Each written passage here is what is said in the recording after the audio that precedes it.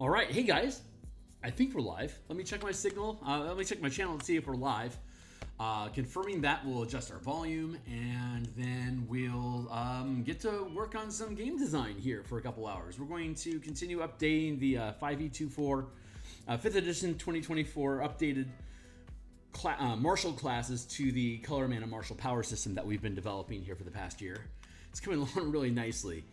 But we just want to make sure we get everything keyed in. So give me a hot second here to check my signal, make sure we're coming through okay. And a hot second here to check my signal. Sounds like that answer is yes. So let me drop that volume down here so that I don't have to listen to myself. I'm going to copy the link here. I'm going to post real quick on social media that we're live. If you're catching this, after the fact in the future, after we've streamed, you can skip ahead like a minute and then we'll get into it. But for those that are trapped here in space-time with me here now, I guess I'll do a quick spiel intro thing here that you guys have probably heard 1,000 times before if you're familiar with the channel. My name is Phil Kearney. Hi. I create role-playing games, I illustrate them, I publish them online, and I've been building variant rules and mechanical systems for Dungeons & Dragons 5th edition since 2018. I started DMing in D&D back in 1987. I've been a Magic the Gathering enthusiast since 1994. And I've been a freelance illustrator since 1999. And what else can I say? Like I said, 2018, the reason I started making content for Dungeons & Dragons was because 5th edition is the first edition that actually felt like I needed to homebrew for. All the subsequent, granted, I didn't play a lot of 4th edition. I played a little bit of 4th edition, but I didn't run 4th edition. I was actually still running 3.5 and actually detoured in the Cypher system for a couple years, and instead of playing 4e. But hey, Steve, how you doing? But 5e pulled me back in. 4e just didn't feel like D&D. I loved playing 4e with Gamma World. Gamma World and the 4e game engine work fantastic. Really, really recommend it. That 2012, 2015, it was probably 2012 version of Gamma World. I think it was Gamma World 4e as well, actually. But that's a really good game engine for that sort of after the bomb game. I love that. But 3E and prior editions, I never felt the need to actually create any homebrew because there was so much content produced for all the previous editions under TSR, and then in 3rd edition, Wizards of the Coast just basically picked up the torch and kept running with it.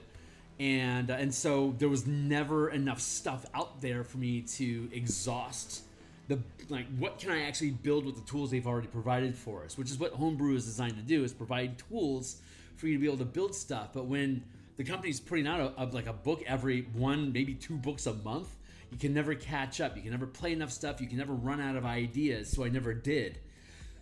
As soon as 3E stopped, I started looking at mana systems because there wasn't ever going to be any mana systems coming from 3E at that point because they stopped producing it. They got into 4E. So that's what actually got me started looking at mana systems specifically, but I hadn't quite built out the color mana system yet. I was just looking at ways to build a unifying means of psionics, spellcasting, and Book of Nine Swords martials.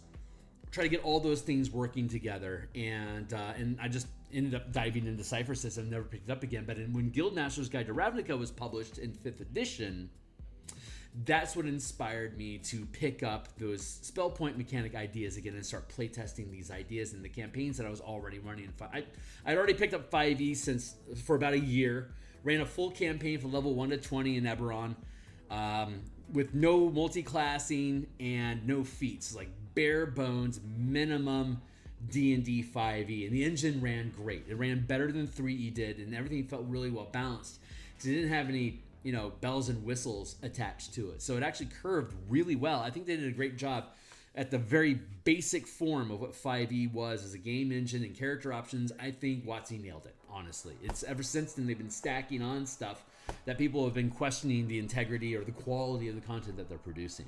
First, the core rulebooks killed it. Everything from there starts to become questionable.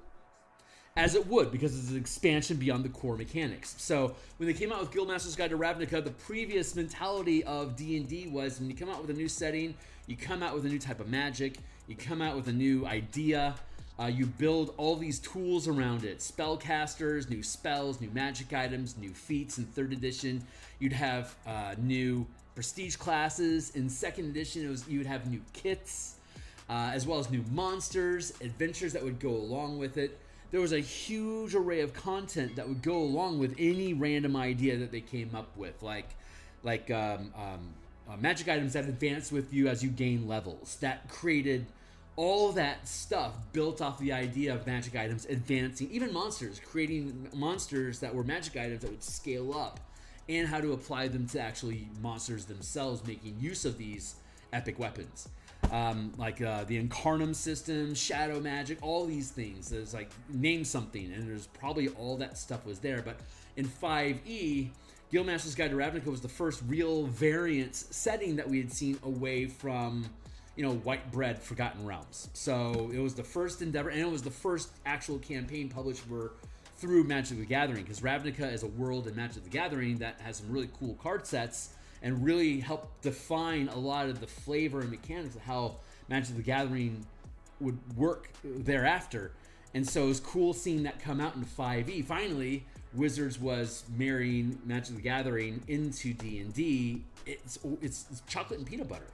But 5e learned from previous editions that if you have too many splat books, high cost, low revenue. So instead, their philosophy became, when you build something, figure out how to boil it down so narratively it's distinct, but it's still using the same game mechanics that are in the core rule books, so that there's no barrier of entry. If you want to pick up Guildmaster's Guide to Ravnica, it's a concise book. It teaches you how to take the idea of Ravnica and make it run inside the core rule books. But what we were all really hoping for was that they would have a deep, rich mechanical language about how color mana can impact your 5e game.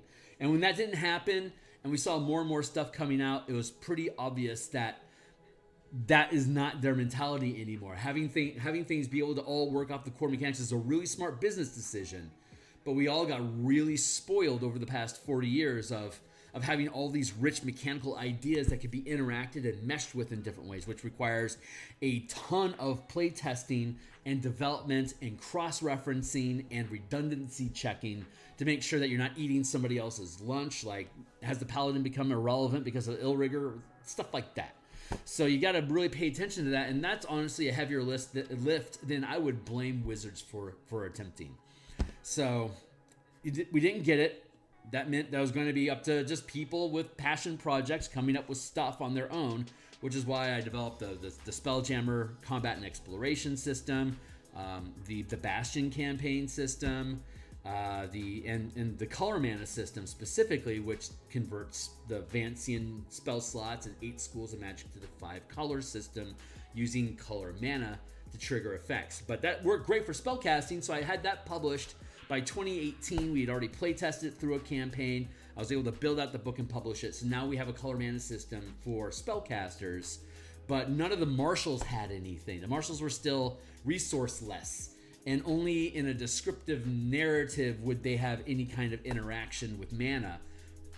You could say that like your battle master is radiating blue and white energy because they're a Boros fighter, but they aren't actually interacting with mana at all, and that feels like you're cheating the experience of actually pulling MTG into the D&D game space. Like a Boros Swiftblade, a white-red mana-powered fighter that can trigger haste effects on yourself, have more attacks than a fighter would normally have access to, and to be able to like have a big spring in their in initiative, for instance, or be able to trigger effects off of initiative as like a first strike, double attack, haste fighter card, which is fucking awesome. So like that's something that if we had these mechanical systems in place, we could build things like that. And then we could basically take any card from Magic the Gathering and build characters out of it, which is my real long-term goal here. So we developed the Martial Power System. So let me go ahead and fix my screen here because that's probably enough of an intro for everybody. It probably took more than a minute. Sorry about that. But if you think this stuff is cool and you want to see more of it, hey, new subscribers, thanks a lot, guys. Like, subscribe, hit the bell icon for notifications of when we're live in the future. The playtest document that we're using, and that's live in our Mega Dungeon playtest on my Discord. My Discord community is here. Here's some playlists of me building this stuff with you guys over the past year or so. Click this button to open up the the playtest document. For you, it's going to be read-only. But when it publishes, the whole thing will be 100% free preview. All these books that I publish on DMsGuild, they're all 100% free preview. Read them cover to cover. Buy them if you want to support me making more stuff. So there you go. Read it for free, and if you think it's cool, consider throwing me some cash to, you know, convince myself that this is all worth it somehow. I'm just kidding. I would have to do this no matter what. It's a signal that's just driving through me, and it just won't stop until I start producing stuff. But man, I would love to do this as a full-time job. I quit my day job, so instead of it being a passion project, it is the job. And God, that'd be amazing. But slow burn here. I've got 20 years to figure it out or so. So we'll see how it goes. But we've already built out the full system here. You can read through it. We've built out the full, here's all the details about how the martial power system works as an alternate magic system that's not spell casting, it's channeling powers, like from the Book of Nine Swords, or like martial powers literally from 4E.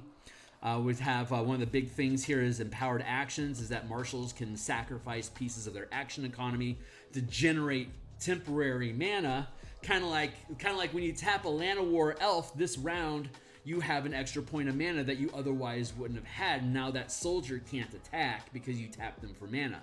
Empowered actions is the same way with action economy. If you have multiple attacks as part of your attack action, you can sacrifice one or more of those attacks to instead build up a charge of mana that you could then use your bonus action, reaction, or even your movement or a die roll to expend that mana. Like if you have to make an attack roll on somebody and you miss the shot and you absolutely have to hit them, you could sacrifice your next attack to generate extra mana that you might be able to use to modify that die roll. If you're going to miss an attack, spend mana, roll extra dice to see if you're going to hit instead. So you're sacrificing your extra attacks.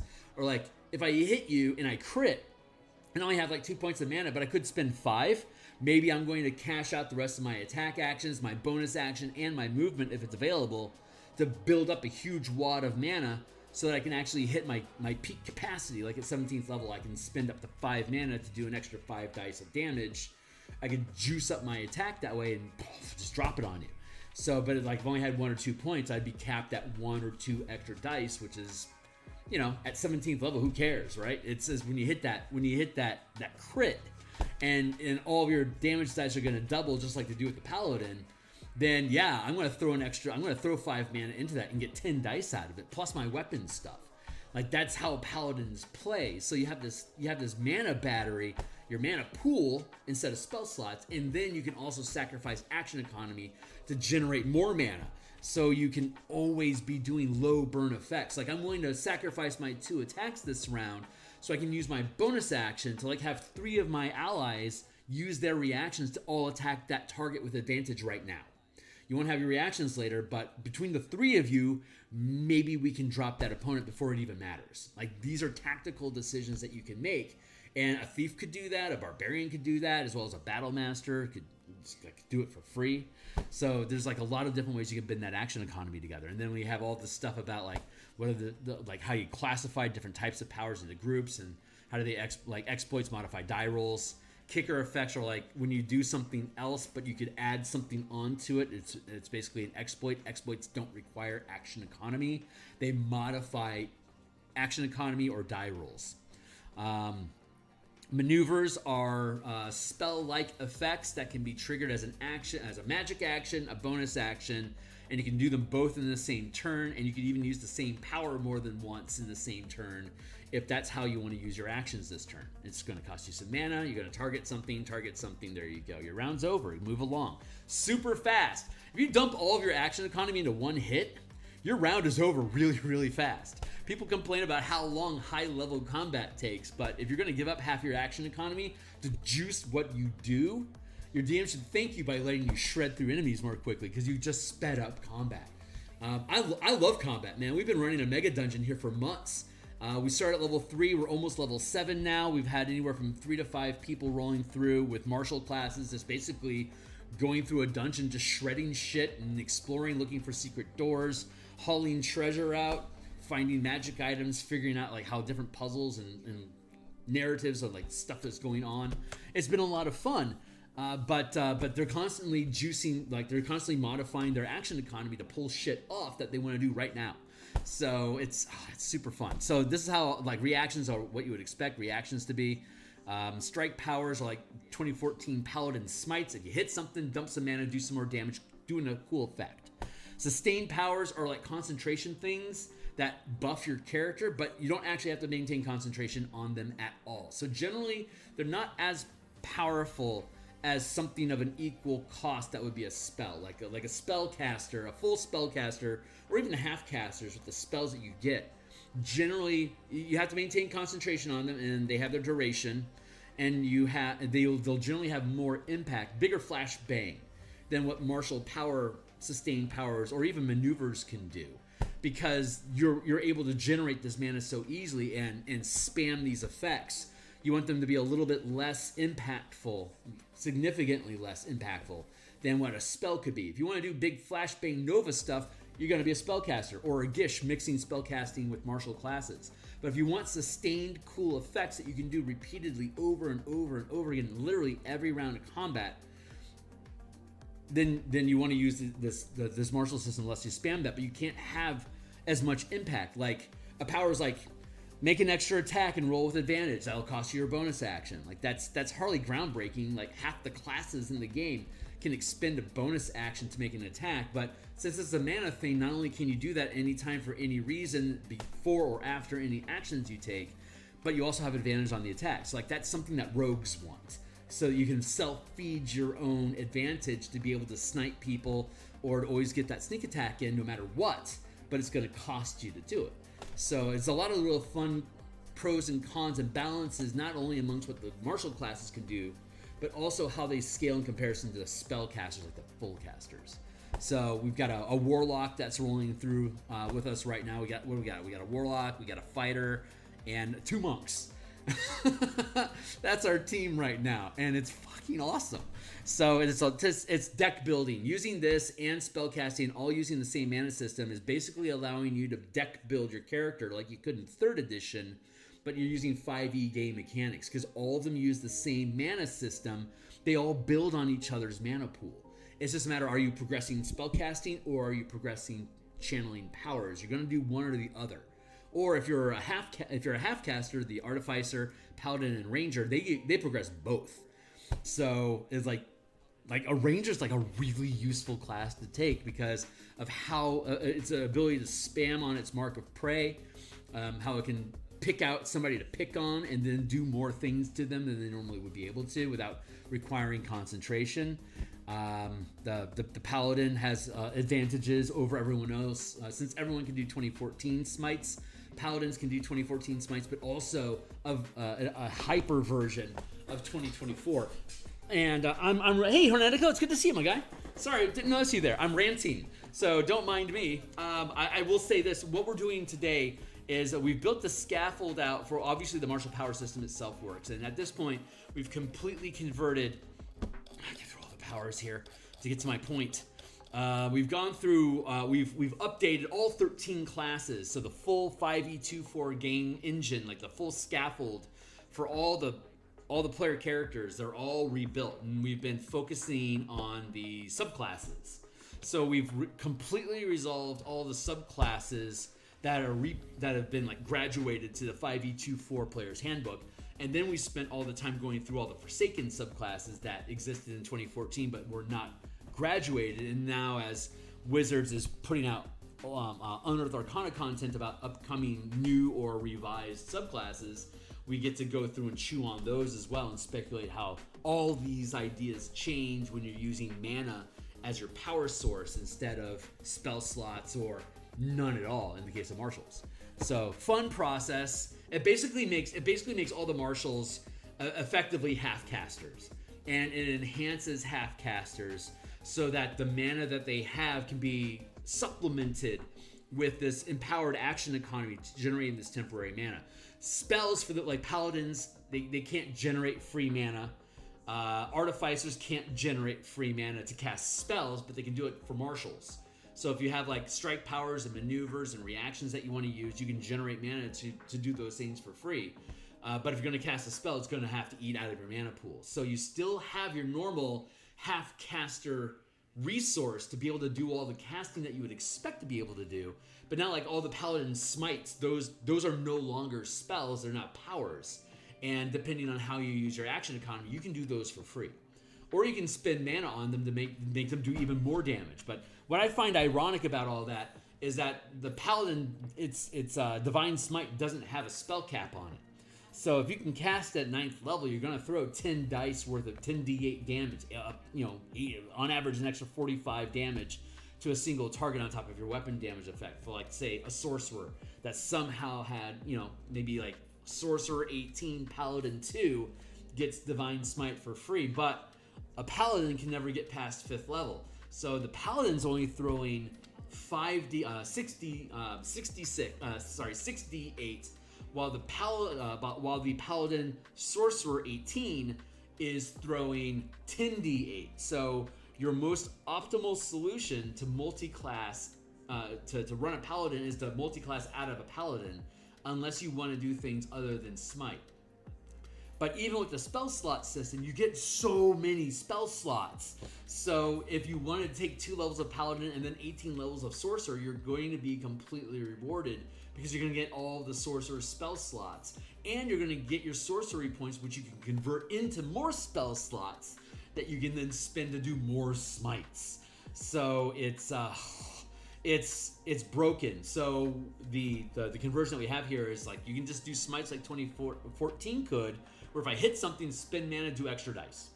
But then the paladin can also expend a bonus action as part of that action to then ramp even more dice to get you eventually up to 10 dice worth of damage. So, or 10d, it's actually, you can only do 8 dice worth of damage, but at 17th level, you're using a d10, not a d8.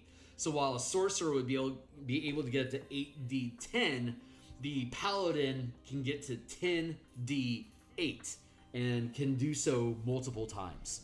So the paladin becomes like the god of smiting, as the paladin should be. But the rogue, the barbarian, the fighter, the ranger, the rogue, I already said rogue, the monk, they can all do a limited sort of smite, a lot of mana for an equal amount of damage, but like 1 mana per die, basically. But the paladin ramps like 2 dice to off the cuff, and you can exchange your bonus action for additional dice depending on what level you are.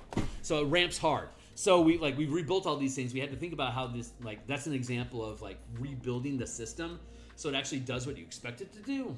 That's good. Like an 18th level, if you use the power system instead of divine smite, you take divine smite out of the game. So that means that sorcerer wouldn't ever have access to it. So paladin 2, sorcerer 18 would be able to smite and do 2 dice worth of damage and would never get better because you're not spending spell slots, you're spending mana on a power, and as a 2nd level paladin, you're limited to 1st rank powers, which means you can't spend more than 2 dice of damage when you smite. So you're dumping all these multi-class levels into sorcerer to become a really great sorcerer, and you never become a really good paladin. So using these 2 systems, you can actually create a division where spellcasting doesn't improve channeling, and channeling doesn't improve spellcasting, except that everybody gets to share the mana pool. So in that sense, martials get mana back on a short rest, and full casters get mana back on a long rest. So if you go more into spellcasting, you're going to have a large pool, but once it's gone, it's gone. While a martial is going to have a very small pool of mana, but it keeps coming back, and you get free, by giving up action economy, you can supplement that mana. So you effectively have almost unlimited casting, assuming that you're doing really low effects that you can afford to pay for by eating up all the things you could otherwise have done during this round. You're just going to do this one cool thing, and it's going to pop, and it's over. What are you going to do next round? As opposed to the casters, I'm going to throw a bunch of mana into this, but for the next 10 minutes, you're fucked. So like that's the division of power between the two. Like martials are supposed to be these things that can just sustain damage and harass things forever. That's what martials are supposed to be. But the resource system in place doesn't allow martials to do that to a degree of impact that it actually matters past 5th level.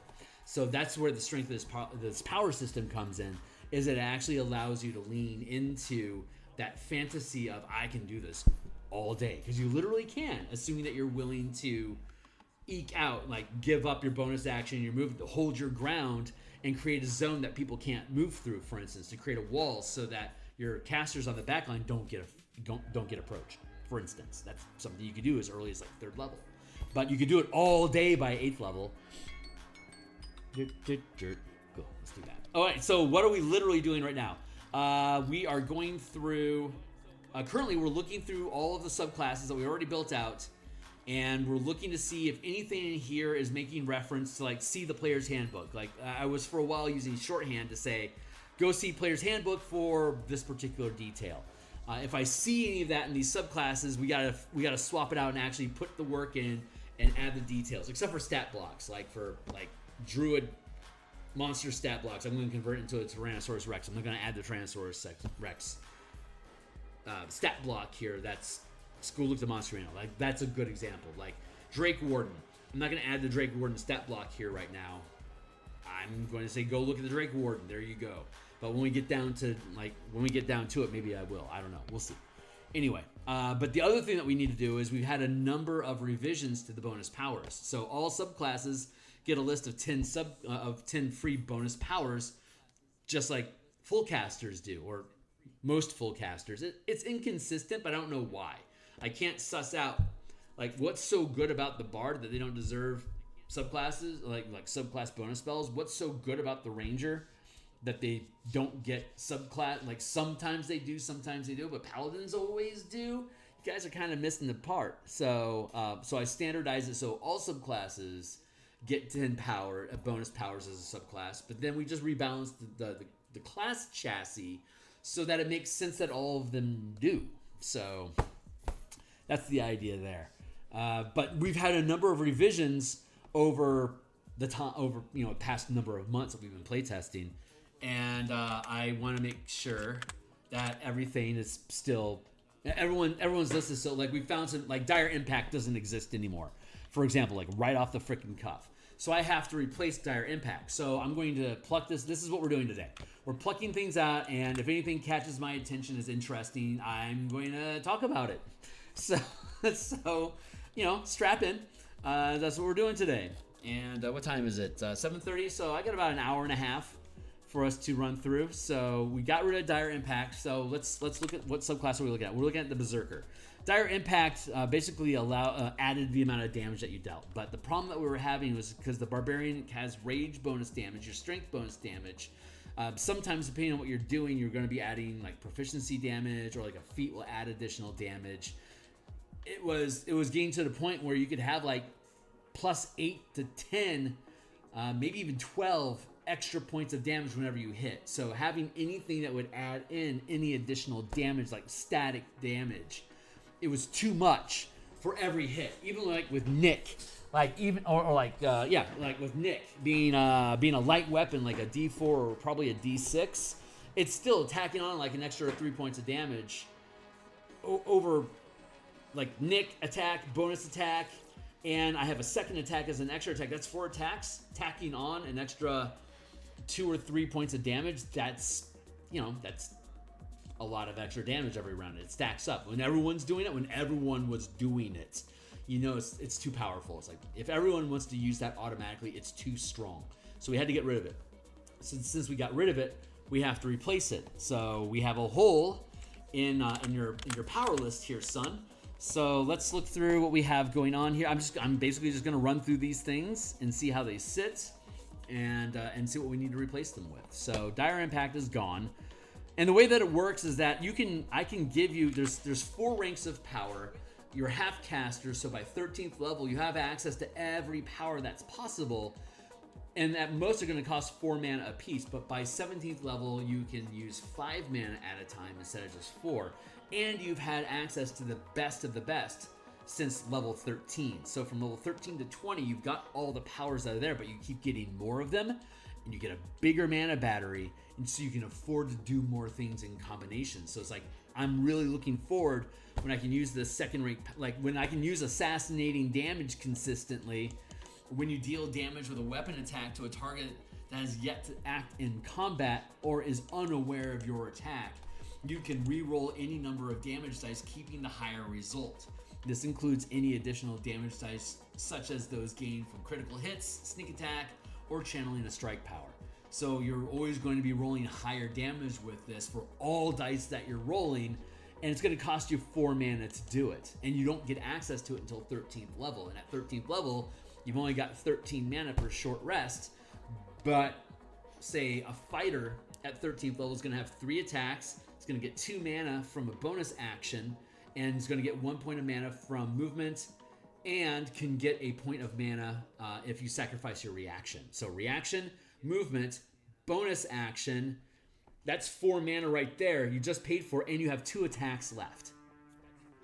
So you have your attacks to get through it, but you could do like this assassinating damage once for free, but you're going to sizzle everything else that you're doing this turn. If you still wanted to move and keep your reaction, you have 1 attack, and if you hit, you could dump 4 mana into it for free and trigger assassinating damage. So for your bonus action and your other 2 attacks, there you go. You don't have to touch your mana pool, but you only have 13 of them. So, like, again, you can like double, like re-rolling all of your damage dice. That doesn't break the game at all. But if it's something you can consistently do, it's something that would be great to be able to consistently do. But you can see how much you have to sacrifice to be able to do it. Either sacrificing a lot of tactical options and your ability to break up your attacks to multiple targets, or you're chewing through your 13 points of mana quickly, because you only have 13 points at 13th level. So if you're going to blow all 4 points, you can do that 3 times, and then your character's done. Like, if you want to keep doing that, you now have to stand still, give up your bonus action, don't have a reaction, or sacrifice 2 of your 3 attacks. And if you're like a fighter that's trying, if you're a ranger that's trying to do this, you only have 1 attack. So you have even less options. So it's in that sense, like that's where you find your balancing line. But that's really good to be able to roll any number of dice that you want. Like if this one came through as like, first take into account slasher, right? I'm gonna re-roll my dice, or like Great Weapon Master. If I roll 1 or 2, I'm gonna re-roll my dice.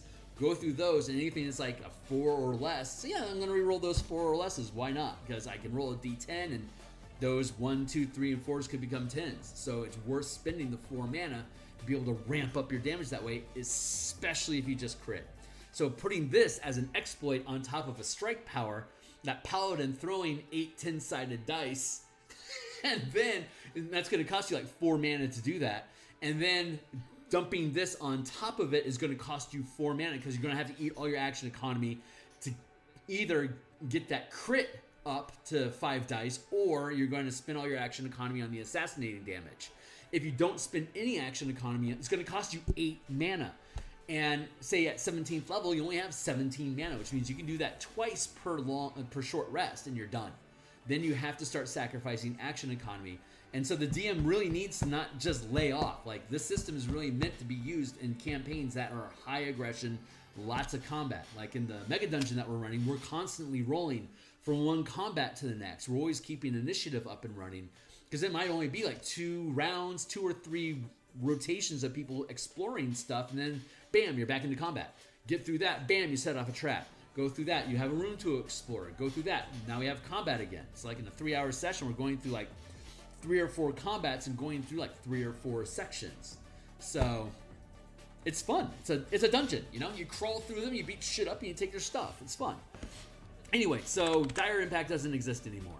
That was a sustained power, which means you turn it on, it stays on all day, and it just gave you just flat extra damage. Too strong. It ends up being too strong. So we want to replace that. Retaliate, I believe, still exists. Let's go take a look at... Yeah, so that was the problem that we were having with Barbarians specifically, is that Dire Impact was just doing too much damage, so we have to get rid of it. Which is fine. It was like one of like 40 different sustained powers, so it doesn't really matter. But, you know, if it's a bad idea, it's a bad idea, and we just couldn't make it work. We tried a couple different variations, but we just could not lock the thing in. Sorry, we have 32 sustained powers in it. Well, 31 now, I guess. No, I already adjusted it. 32. So there was dire impact. While sustaining its power, you can channel a strike power. When you channel a strike power, increase your power die by 1 size. In addition, any power dice rolled channeling a strike power that rolls below your max rank of power increases to that number. Like, that was too much action. That was too much benefit for 1 mana, but it's not worth taking for more. So it's broken.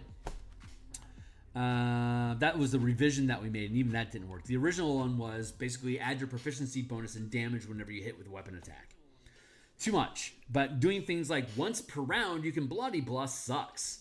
That's like a high end. Like, if it's worth a bonus action, then saying yeah you can do it once per round, that's fine. But just as like a little tack on, like on hit effect, doing it once per, like, that was the biggest problem with the Ranger. Is like they had all these cool extra dice that they could do in different circumstances, but the circumstances was always once per round. It's like, bitch, I only get 2 attacks anyway. Just let me do it. Anyway, I mean, you could still do it on off your turn as a reaction, but I only get 2 attacks. Why are you even bothering me with that language? An extra D6 twice per turn instead of once per turn is not breaking the game. So really weird balance decisions that way just makes it just difficult. Like that's friction that slows down your game. It's like, did I already use it or not? And the DM's like, did you already use that or not? It's like either the player forgets and is getting more than they deserve, or the player or the DM has to call them out like they're doing something fucking wrong. Like, just make it so if you do a thing, you do a thing.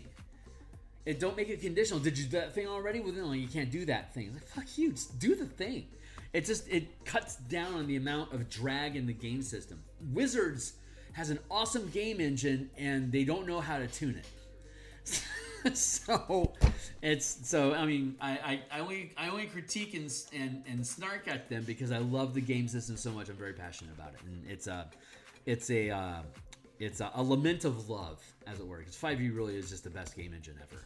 So what are we going to replace Dire Impact with? It has to be first rank, because your first level, third level, only first rank powers when you get this. Again, half casting, 1, 5, 9, 13, 17, 5 levels, 5 ranks. What would be... Berserker, close quarter combat. While this power is sustained, you gain the grapple mastery and can attempt to escape. A grapple mastery is when you hit with a weapon and you're using the grapple mastery with it, you can make a grapple. You can force your opponent to make a saving throw when you hit with that weapon, and if they fail their save, they are grappled using that weapon. You can't use that weapon to attack anyone until you end the grapple. And if the opponent breaks, and so here we see with this close quarter combat, it makes you an expert at grappling. So, in addition, while you're grappling the creature, if it escapes the grapple, you can make an opportunity attack against them. Basically, if they find like for example, you can create an arm lock with a sword, where the blade is in their armpit and the hilt is locking their elbow or their wrist, so their elbow is tweaked underneath the blade. If they find a way to worm their way out of that, basically they have to slash their own wrist to be able to break free of that grapple. So this is what that opportunity attack represents. You might be able to break free of my grapple, but I get to cut you on the way out. So that's the idea. So, and since it's an opportunity attack, you can potentially trigger another mastery. So even if they try to break free, you could use your reaction to make the opportunity attack to cut them and then try to lock them back down. They have to make another saving throw again. The grapple mastery is fucking nasty, but it's gatekeep behind a the grappling saving throw. So this requires you to tie up the only sustained power you can have at first level, and as a result of it, you get really good at fucking with people and grappling. Like, this is great for the open hand monk. It's a great power, but is it good for a berserker? I don't think so. Fast. While sustaining this power, your walking speed increases by your max rank multiplied by 10. So at first level, your max rank of power is 1. By level 17, it's 5. So at 17th level, you'd be moving 50 feet faster. At first level till 4th, it'd only be an extra 10 feet. That's actually not that bad. For a berserker, that's not horrible. I like that. Let's go with that for now. Like, we're playing 6th level right now, so we're 2nd rank, which means for that one point that you spend to sustain this, you're getting 20 feet movement on top of the 10 feet that you're getting from being a barbarian already. You're basically doubling your speed. You're moving fast. So a lot of times you won't need your bonus action or your action to dash, for instance, to get into position. Like, this is great for a rogue, because a rogue's going to get a lot of movement out of it. Then you can use your bonus action to disengage and get that distance that you need, so you can get in, do your hits, throw in some strikes if you need to ramp your damage, and then use your bonus action to disengage and still have like 20 or by 9th level 30 extra feet of movement, so you can get in, hit, get out again. So it's good. That's a really great action loop that makes the rogue incredibly dangerous, because now they're not having to sacrifice. So, and if they're using powers, they can be hitting with advantage because they're ramping, they're dumping mana into giving themselves advantage on attack rolls. So fast, sustain power 1, that feels good. Retaliate as a reaction. We've been seeing a lot of use of retaliation in our playtesting, and it's pretty good. It might be too good for 1 mana. Let's go look at it again real quick. Reactions, here we go.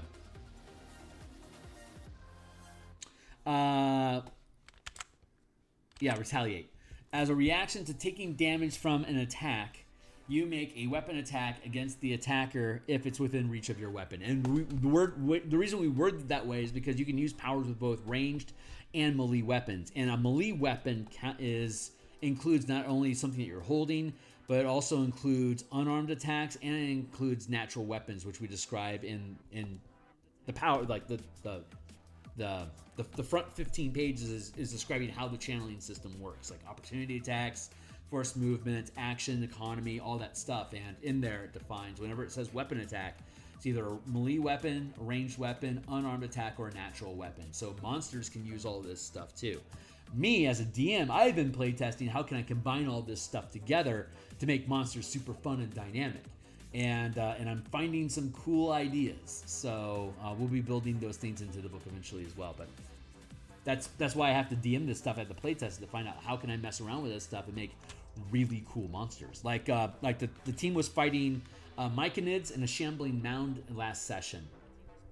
And as a lair action, the Shambling Mound was in a pond. So it would, as a reaction, it would use a burst electricity attack, basically an AoE electricity effect. And when it did that, it would rally its allies, which basically means they would get temporary hit points to buff them, and then they could use their reactions to attack anything that was within their reach at the time. So it dispersed a bunch of little Myconid soldiers that could take a couple hits and then they die. But every time it took a lair action, it was like twice a turn, it would be able to have these things surge. And if they'd already made the reaction, so what? But they're getting temporary hit points to stay alive longer. Like, that's a cool way to be able to combine a boss with minions using these powers as options from the boss into the minions. So anyway, ideas. So retaliate as a reaction, to taking damage, you can attack. So, and generally powers work within 30 feet.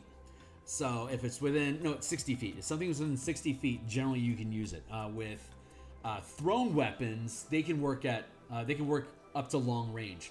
But ranged weapons, powers work like strikes and exploits and stuff like that. They work on targets that are within close range, within normal range. And then normally you can't use them at far range at all. So like a sling, I think has like a 30 foot, 90 foot. I think longbow has 120, like 360. It's like that. Like a ranger can eventually use powers on long shots, 360 feet away. But that makes the ranger really fucking cool. So they should be able to do that. Anyway, so retaliate. That's a good power to have. You hit me, I hit you. I'm a berserker. That makes sense. Double strike. That is a maneuver. Basically, I can use a magic action or a bonus action to attack twice. For a rogue, that's a pretty good deal, because a rogue's never going to get more than one attack per round, unless you're in a really specific subclass. But like marshals get them all the time. So double strike, a berserker could make an attack at 5th level. This is when you get this, and then as a bonus action, you can make 2 attacks as well. So that berserker is going to get 4 attacks. It's going to cost you 2 mana to do it. So it's expensive, but you can do it. And you can buy it down with your action economy. So like you make an attack, you give up an attack, and then as your bonus action, you get 2 attacks. And that would only cost you 1 mana to do it. But you would have had, but if you like say had a bonus action attack, like the Frenzied Berserker has I can use a bonus action to make an attack. So like the Frenzied Berserker can literally make 3 attacks for free. But what if you're like using Nick? Then you would be able to use the Nick property as part of your attack actions and have your bonus action open to make 2 attacks. So you could actually get 5 attacks in per round if you're using Nick, which would be a light skirmisher sort of Frenzied Berserker as opposed to a heavy weapon master. So, and each one of those hits, all 5 of those hits could use strike powers if you had the mana to do it. So at higher levels, you're just going to be able to just dump stupid amounts of mana onto people. But the real advantage is your fish critting, your crit fishing. Although a barbarian, nothing in the system gives a barbarian a better crit chance than a 20. When you're making 5 attacks per round while using a Nick property with light weapons as a dervish, then you're eventually going to get that crit, maybe every other round. So you'll be able to then decide, I'm going to dump a shitload of mana because I finally got my crit. I'm going to dump in a bunch of mana and do a big hit. And then we're just going to go crit fishing and just do normal damage until we get it again. Unless something comes up and makes us do something different. So Double Strike's a great thing to have in there because it gives you that whirling dervish sort of energy. Overrun, I think that's still a first rank exploit, and it still makes a lot of sense. So let's go look at it again real quick. Overrun. You can channel its power as an exploit as part of a move action. So when I move, I trigger Overrun. You can move through a number of 5-foot spaces occupied by creatures of your choice equal to the amount of mana that you expend this way. So at first level, it can only be 1. So I can move through somebody else's 5-foot space. You can choose to deal damage to any creature occupying space that you move through this way, dealing 1 power die of force damage for each mana channeled. A creature can dex save for half damage. So if I was like, say, 9th level, I could give up both my attacks, and at 9th level I get 2 mana per bonus action. So I can make an attack, and I can give up my second attack and my bonus action to use my movement to deal 3 dice of damage. Like at 9th level, it's D8. So I can do 3d8 damage to every opponent that I move through. And at 9th level, it could be up to 3 targets, 3rd level, but it'll cost me 3 mana to do that. But I just gave up my bonus action and an attack to do it for free. So I make 1 attack, I move through people and do damage to them when I do it, and now I have a reaction left for me to do, and I haven't spent any mana. But I also haven't done a shitload. I made a single attack, and then I did 3d8 damage to 3 different targets, and I end up at another position on the battlefield. So it's encouraging me to move around. And if I don't want to take an opportunity attack, maybe I need to give up my reaction instead to keep my bonus action so I can trigger as a rogue, for instance. I could then trigger disengage, so I won't be triggering any. But hey, look at this kicker effect. If I spend 1 more mana, my movement doesn't provoke opportunity attacks. So if I gave up my reaction at 9th level, I give up 1 attack, I give up my bonus action for 2 mana, I give up my reaction, and now all I have is 1 attack, which I'll go ahead and make now, thank you. And then I have my movement that I'm going to ramp with 3 free mana, and then I'm going to add the kicker to it, so now I can zip around the battlefield and deal 3d8 damage to 3 different targets that I want. There you go. You can move through 3 you can choose the number of to deal this way, dealing 1 power dice of force damage, and it's force damage. It could be bludgeoning or slashing or piercing. I'm just going with force damage because that's what D&D does. So Overrun's fucking fantastic. That's something that you would expect a battle rager to do, right? Which is one of the subclasses. The little spike armor, goth metal dwarf thing. Double strike, opportunist. I know opportunist is still 2nd rank. You can exchange attacks from your attack action to get additional reactions. It's a 2nd rank sustained power, but you don't get it until 9th level because opportunist is really good. Intimidating strike. When you hit somebody, they are frightened by you if they fail a saving throw. But let's verify it's still a 3rd rank strike, and we'll look at it real quick. Go down here to strikes again. I'm auditing the bonus power list to make sure it still makes sense. It's still the levels that it's supposed to be, and that it's theme appropriate for the subclass. And we're looking for gaps in the subclass so that we can move along and make sure that everything is current and available for our playtesters to build out new characters. So as we get to higher levels, we have more opportunities to multi-class. So we want to explore that idea. So I want to make sure all the information is accurate. So we're looking at Intimidating Strike, 3rd rank, 9th level. Your weapon can deal psychic damage and increases damage by 1 power die per mana channeled. The creature is frightened of you until it can no longer see you or you are incapacitated. The creature can attempt to end this effect by succeeding a wisdom saving throw at the end of each of its turns. There you go. And frightened creatures have disadvantage on attack rolls and ability checks while they can see you, and they can't choose to move towards you. So, super useful. Especially, not necessarily for a Berserker. It's thematically appropriate for the Berserker, which is why I gave it. But if you add Intimidating Strike to a Ranger or any ranged build, you can hit things at a distance, and they will not approach you. They will not close distance because they're afraid you're going to get shot more. So it's a really great way. Like if you stand in front of your full casters and start pelting things with Intimidating Strike, they will not approach you. So your backline is safe. It is a fantastic means of doing crowd control, especially if you can hit a whole bunch of targets. And you can do things like give them disadvantage on their wisdom saving throws, there's various curses you can use and different class abilities that screw people's saving throws so that they're less likely to break out of it. And even if they do break out of it, they're going to have to wait until it's their turn again. And if you have something like Anticipate up and running so that you're waiting for them to come at you, then you can pop them with an arrow, hit them with the Intimidation, and they're going to stop in their tracks because they're afraid again. Really effective crowd control. People say that D&D isn't good at doing Guardian, crowd control, traditional tanking abilities. This is freaking awesome at it. And that does a higher level ability, but there are multiple things in here that allow you to set up these zones of control that monsters just cannot pass through. So, Intimidating Strike, fantastic option. Curse of Exposure, that's a reaction 3. It might still be reaction 3. Let's verify. This is actually one of the things that we pulled from the Blood Hunter. We took everything in the Blood Hunter, all the subclass stuff, and all the what were they called? The rights and curses that they had, and we converted all of those into powers. So everything that a Blood Hunter can do, a Ranger, Paladin, Monk, Rogue, Barbarian, Fighter, could all do all that Blood Hunter stuff. And if you want to sacrifice your hit dice to do it, you're welcome to. But everything about Blood Hunters is inside here, so you can basically build any kind of Blood Hunter you can think of, and it should be supported in here in one way or another. As a reaction, you see a creature within range taking damage. If it has resistance, it loses this property. Alternatively, if the creature is immune to damage, it instead takes half damage.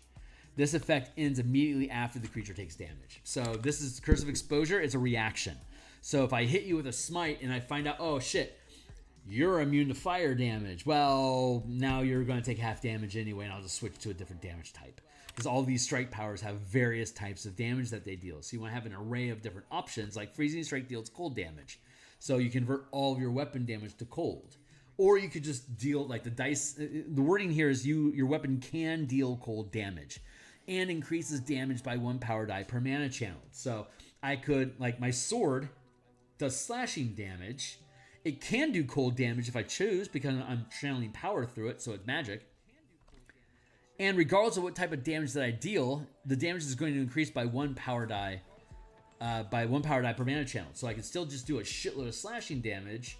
I can do a bunch of cold damage. If I have another power that I'm using that allows me to do fire damage, then I could switch between cold piercing, cold slashing, and fire damage anytime I hit something, depending on who my targets are. So the DM has a lot more freedom to play keep away in the type of resistances. It's like, oh, my party doesn't have anything they can do against cold, so I'm going to make this guy, maybe like my team does a bunch of cold damage, so I'm going to make him immune to cold damage and fuck my party over. It's like, no, now it becomes a puzzle for your team to research and evaluate what is a creature capable of doing, and having multiple types of damage on your plate available to make use of. And that also gives the DM a reason, an allowance to make things immune to force damage. Like if you have, like for example, if a creature is using, say, Power Shield, which is a first rank power.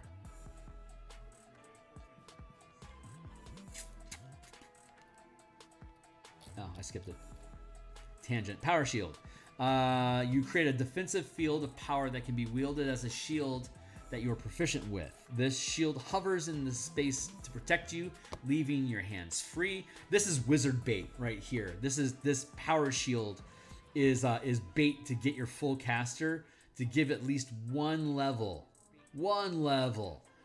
to a martial class, so you can get a shield and to have it hands free and you're proficient. So the bonus to the shield is equal to 1 plus your maximum rank of power. So at first level, it's worth 2, like a normal shield would be. It replaces your held shield, and so at 5th level, it's a +3. At 9th level, it's a +4. So now you have a means of scaling up your armor class to deal with the fact that creatures can roll power dice to add to their attack roll, like a CR13 dragon can throw like 4 12-sided dice and keep the best result and add it to their attack roll. So now they're like essentially attacking like a +19.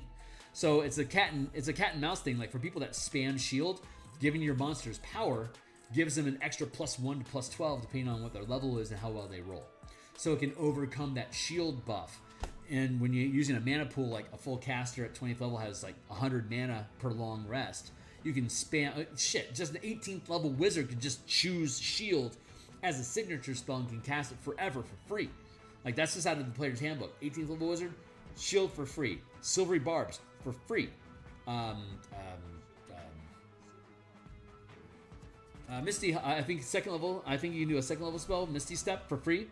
So like these are spells that become free for an 18th level wizard. Like you got to really, when you're building spells, you really got to think if it's a first, second level spell, is a wizard going to be able to cast this forever, and how's that do your game? Which is why I didn't like silvery barbs. It's obviously broken. Shield would be broken if you didn't dump in extra attacks. So now this allows you to dump in extra bonuses to attack rolls when you like have a brute ogre rolling an extra d6 on his attack rolls. That's really good. Or a sniper rolling an extra 3 8-sided dice and keeping the best result to try to hit you between the eyes when you're like peeking out of a window. You know, good stuff. So power shield. Yeah, so power shield could be used as an excuse because you could become one of the other sustained powers is adaptive resistance, energy, 2 mana. When you spend 2 mana, you can become immune to one. You can gain resistance to one type of damage, force, necrotic, etc. So I could, as a DM, use adaptive resistance and power shield, and just say that creature now is immune to force damage, and have the visual of the power shield going up, and the energy in the white flares of the force damage being absorbed by the shield. Is like, oh shit, he's immune to force damage. We better switch to bludgeoning because he might be able to not take force damage, but if we can get through that shield, we can bash him to death. Or like piercing damage, the slow blade penetrates the shield, like in like Dune, right? So you could use that sort of narrative there. Like these creatures have this immunity to force damage, and you're going to resistance to a whole bunch of stuff. Using piercing damage, they're maybe vulnerable to that. So all you have to get through is with one hit and they'll die. It's like they make these really neat minions that require you to use piercing damage to drop them quickly.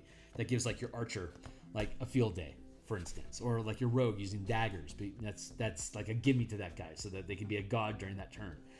Whatever. Anyway, ideas. Where were we? Intimidating strike. That's what Curse of Exposure was. Wave of Terror is a maneuver, so you can use that as an action, as a magic action, as a bonus action, or both in the same turn if you really wanted to. So we'll go down to Wave of Terror. It's 4th rank, so you don't get this until 13th level. It costs you 4 mana to use it. You can choose any number of creatures that you can see within 60 feet to make a wisdom saving throw. Each creature that fails is frightened of you. The effect ends for a creature when it can no longer see you. It can also end the effect early if it succeeds on a wisdom saving throw at the end of your turn. So this is like Intimidating Strike. It costs more, but it hits a shitload of enemies within an area of effect. So it's really useful, but again, it's expensive. But there's things in here, it's like, add D8 to your saving throw to get out of an effect, or end a condition automatically, stuff like that.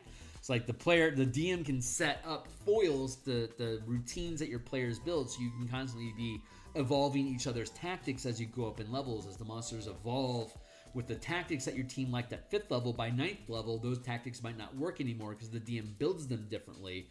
So now you're being pushed into using new ways of combining your powers together. And that becomes a story narrative about like how undead are evolving over time or something, because necromancers keep producing new monsters that are worse to try to overcome you, for instance. So it's a narrative. Curse of Exposure, Wave of Terror, Frenzied Attack, it's sustained 4. I'm pretty sure, yeah, it's still 4th level rank. Frenzied attacks, while sustaining its power, you gain 1 additional attack when you take the attack action. So a fighter at 20th level would have 5 attacks instead of 4. And you gain advantage on all those rolls. Now, granted, at 17th level, you can have up to 5 ranks of power, and this eats 4 of them. It's like fast, energy absorption for force to take half damage from that, and I don't know, something random like Rogue Stance, for instance, so that like you can use a bonus action to dash, for instance. That's going to eat up all 4 ranks of your power right there. Or, sorry, this would be 4. Yeah, this is 4 for 1, but like those other 3 things cost 4 together. But none of them break anything for being combined together, which speaks to what we were talking about earlier about making sure these things are less of an impact on their own, because you know you can stack them together. So they need to be less effective than what concentration spells generally are, because that's generally more like in a normal D&D game. Like, you got this one spell, that's how you can concentrate, so it better be good, right? There you go. So that's that. And then Hypertunistic is 3rd rank. EH, yeah. Hypertunistic, Exposed, 3rd rank.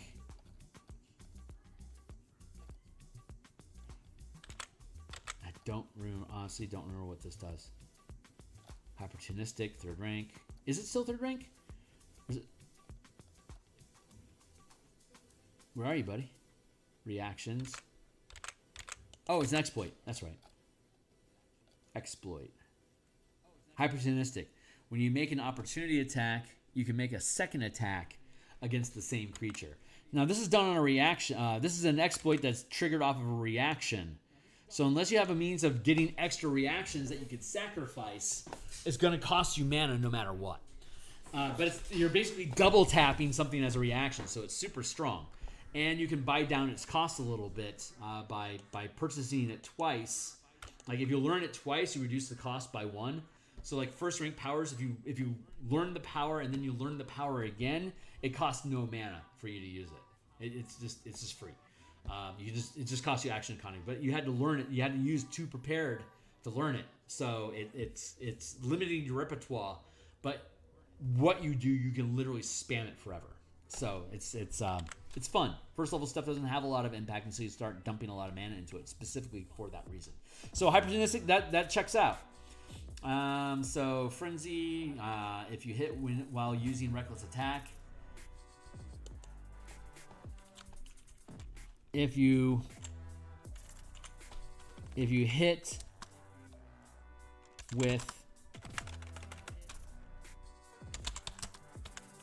with a Reckless Attack, let's word it that way, while your rage is active, you deal 1 extra power die of damage. This can be added to any mana spent to channel a strike power.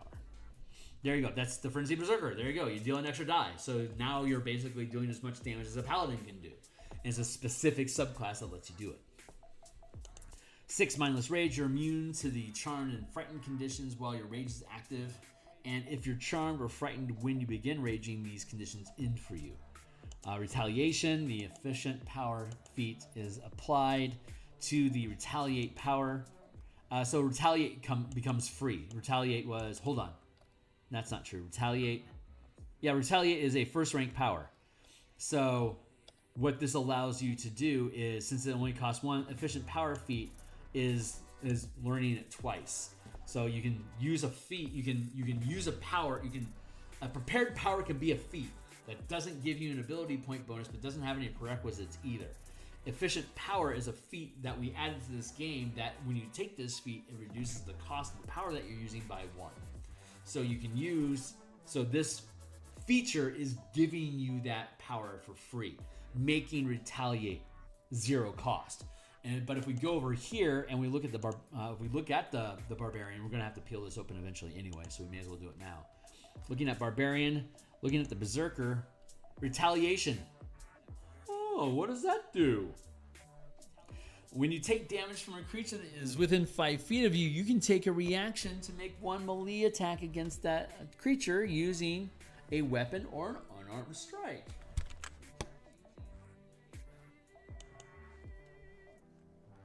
What does Retaliate do again? As a reaction to taking damage from an attack, you can make a weapon attack against the attacker if it's within reach of your weapon. Huh. This lets you... The Barbarian can do it for free, but it has to be within 5 feet. This makes it free.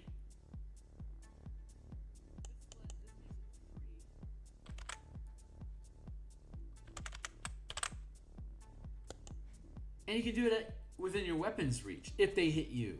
So a ranger, or any... I keep saying ranger because ranger's just the best archers ever.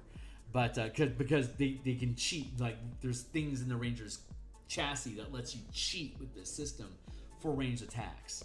So you become really good. So that's why I keep defaulting to the ranger. Ranger really are just the best snipers ever. Retaliate as a reaction. So if you hit me with a ranged attack, as a reaction to taking damage from an attack. It doesn't say weapon attack. That includes spell casting. So if you get hit by somebody's magic missile, no, that's not an attack.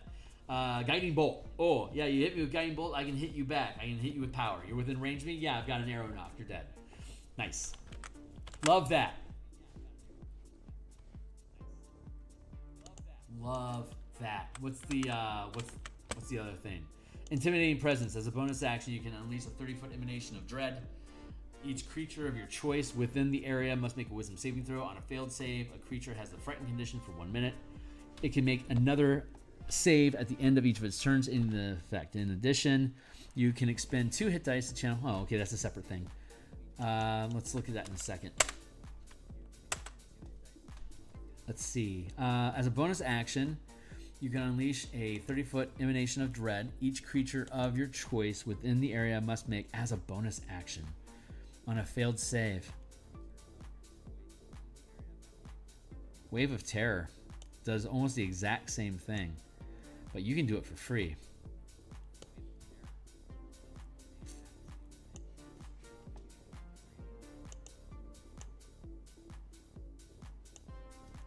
Each creature of your choice, you can channel Wave of Terror.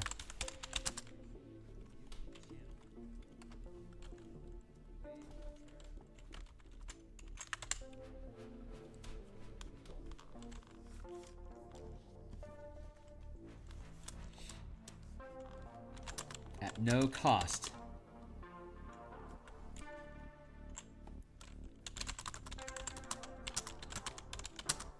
Nice.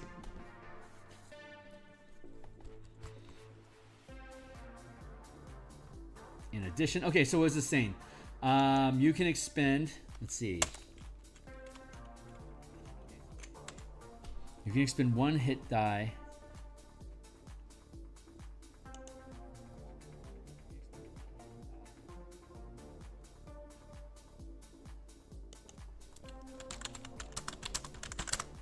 Channel Opportunist as a first rank power. In addition, you can expend 2 hit dice.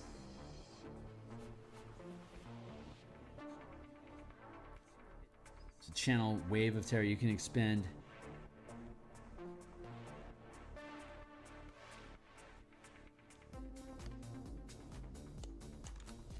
Opportunist was one that lets us convert attacks from the attack action into additional reactions. So we're reducing the cost, but you have to spend one of your hit dice to do so.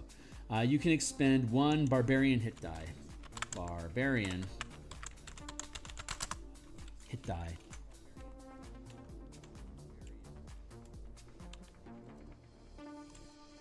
Opportunist is a first. Opportunist is normally a second rank power, and you can't reduce the cost of sustained powers. To sustain Opportunist as a first rank power. As a bonus action, in addition, blip, get rid of that. As a bonus action, you can channel Wave of Terror with a range of 30 feet at no cost. There you go. So if you want it at 60 feet, as a bonus action, you can channel Wave of Terror at with a range of 30 feet at no cost. Let's see. Yeah, as a bonus action, you can channel Wave of Terror for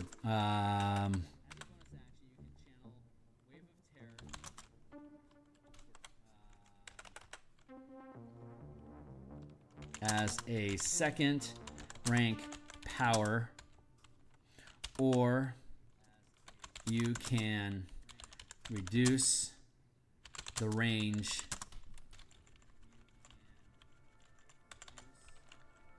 to 30 feet at no cost. So it normally costs 4. It's going to only cost you 2 as a bonus action, because you could use it as a bonus action or a magic action. So you can use it twice in the same turn if you really needed to. Terror, move, terror, round over. So you could use it twice if you wanted to, but as a magic action, it's always going to cost you 4. As a bonus action, when you first get at 13th level, wait a second. When do we get it? Yeah, we get it first at 13th level. So it'll cost me 4 no matter what at 13th level, but when I get my subclass feature at 14th level, it drops to 2 mana if I cast it. From now on, it's only 2 mana. But if I reduce the range to 30 feet, it has no cost, because in the actual subclass, in the player's handbook, it has no cost. You can just do it. So we need to be able to just do it too. It has the exact same rules. So it's essentially the exact same thing. So that was necessary. This is why we do this. We revise the stuff as we go through. We get better with the system. We refine its use. We make it a better system. And I'm sitting on my robe. Weird. There we go. Excuse me. Ooh, the sneezes. Oh. If I edited stuff, I'd mute that out for you guys. Sorry about that. So now we're going to move on to Path of the Wild Heart. Alert. Dire Impact doesn't exist anymore. Alert is one of the feats that you get, and Alert gives you a +5 to your passive, passive perception check, plus I think a bonus on initiative. And Blind Sense, I think Blind Sense is still a first rank sustained power. It should be. I'm certain that it is. Blind Sense, there it is, yeah. You are aware of location of any creature and object on the same plane of existence as you within 10 feet times your max rank of power. So at first level it's only 10 feet, by 17th it's 50 feet. Floors, including walls, floors, and ceilings of structure and range, though you can't identify things like color or written text on these objects using Blind Sense alone. So Blind Sense still works. Savage Attacker is a feat, so it lets you, I think, re-roll dice if on an attack. Alert. So for Wild Heart, let's look at what the Wild Heart does and see what they should get. I'm seeing, okay, there's Lycanthropy that comes in at 3rd, but maybe we can advance it. You can sustain each of the 3 magical effects listed below as first rank powers. When you activate your rage, you can do so with one of them at no cost, ending when the rage ends. That explains why Lycanthropy is up there. But no, you know what? Honestly, I'm gonna push Lycanthropy down to 1st. We'll take a look at it here in a second. Hold on.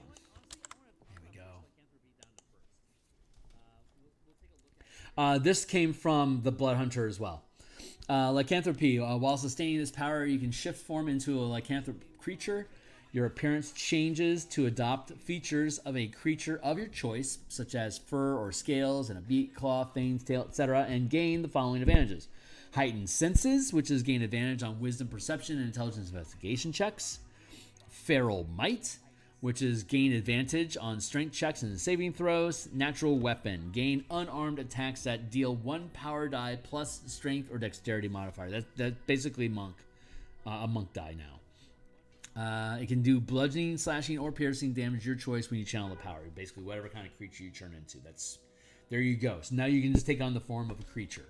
That costs 1. That's one of, at 3rd level, that's 1 of 1 powers that you get. And the actual ability down here is these can also be channeled as first rank. You can sustain each of these magical effects listed below as first rank powers. So at 3rd level, you only have 1 rank. So you could do one of these, and by 9th level, you have 3 ranks of power. So you could channel all 3 of these. You can sustain all 3 of these at the same time.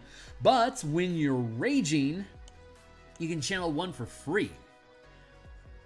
And ending when the rage ends, and then the effect just ends when the rage ends because it's only sustained by the rage, which is a really fun way to bend the mechanics. So Bear, you have resistance to every type of damage except for Force, Necrotic, Psychic, and Radiant. Eagle, as a bonus action, including when you rage, if you choose, you can take both the dash and disengage action together, which again is like a monk. And then Wolf, your allies have advantage on attack rolls against enemies of yours within 5 feet of you. God damn, that's a good ability. Okay, so by 9th level, so at 3rd level, you can have one of these for free, and you get lycanthropy.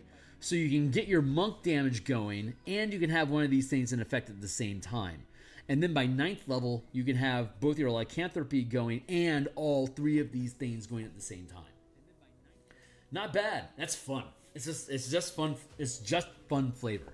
So we pushed lycanthropy to 1st level, and so that means we've opened up a space on the character build at 9th level. So blind sense, that totally makes sense for feral senses and stuff.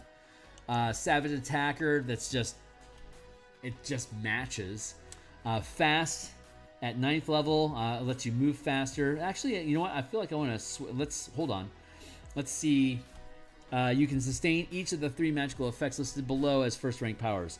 When you have a long rest, you can do so with one of them at no cost. So one of these is always on. One of these is on while you rage. So that leaves 1, 2, 3, 4, and you still have lycanthropy open for 5 at 17th level. So by 17th level, you can have all 6 of these things in effect at once, and you can have lycanthropy going. So what do these things do? Owl, you have dark vision out to 60 feet, or if you already have it, another 60 feet. Panther, climb speed equal to your speed. Salmon, swim speed equal to your speed. And then all these other things as well, plus lycanthropy. Sick. Nature Speaker, you can cast the commune. You can cast the commune spell. You can cast the commune with nature spell as a ritual using your channeling ability score, which for a barbarian will either be strength, constitution, or charisma. While performing the ritual, you can charisma, so you can multi-class elegantly into sorcerer or into warlock if you want, intentionally giving you options for which stat you use for your saving throws and ability modifiers in this. While performing the ritual, you can forgo asking questions and instead regain a number of barbarian hit point dice and mana equal to the max rate. Whoa, hold on. You can forgo asking questions. Oh, fucking sweet. Okay, so you can cast the Commune with Nature spell as a ritual using your channeling ability score. While performing the ritual, you can forgo asking any questions, but instead regain a number of barbarian hit points, hit point dice, and mana equal to the max rank gained as a barbarian. So at 10th level, you'll have 3 ranks of power as a barbarian, because barbarian 9th level, 3rd rank. So you can get 3 hit dice back, and you can get 3 points of mana back. And barbarians can spend their hit dice to generate mana, so you're effectively getting 6 back, if that's how you want to roll. Once you use this ritual this way, you cannot do so again until you finish a long rest. Was that already in the book, or did I come up with that?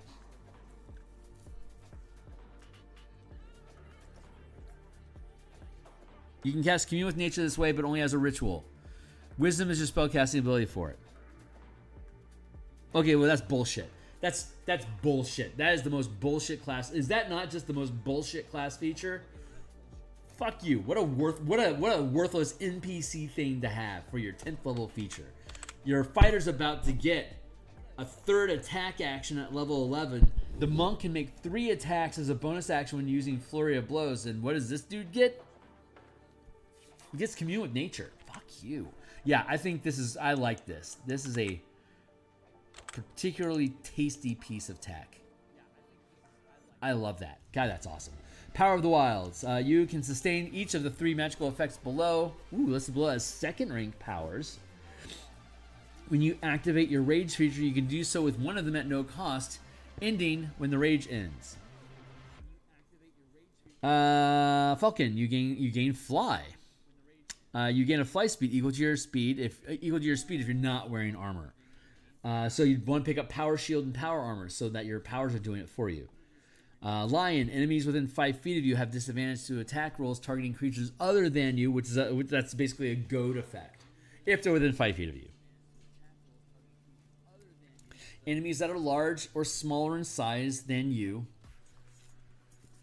that are large or smaller.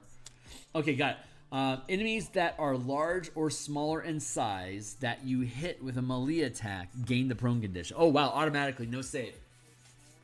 Well, that's nice because hold on, that's 14th level.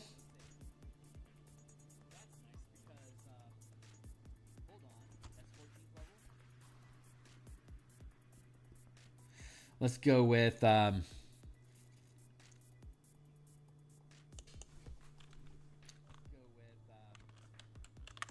downtrodden. Reaction 1. Hold on real quick. I'm going to do some shuffling. First off, blind sense is more supernatural than fast. So I want to make fast 5th level. And blind sense 9th level. I want to drop empowered ability from 13th to 9th. And then I want to kick in downtrodden.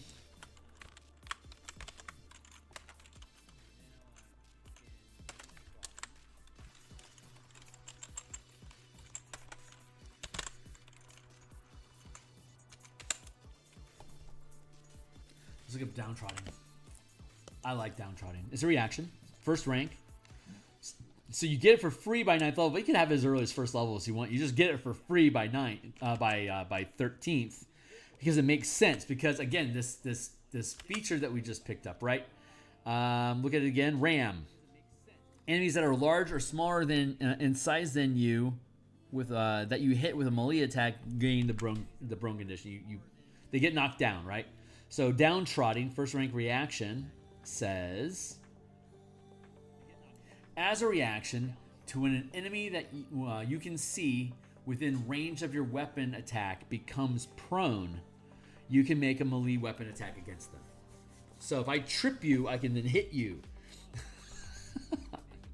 Granted, if it's at range, it's going to be a disadvantage if you have a way, unless you have a way to neutralize that. But again, not everything is optimal for ranged. It has its drawbacks.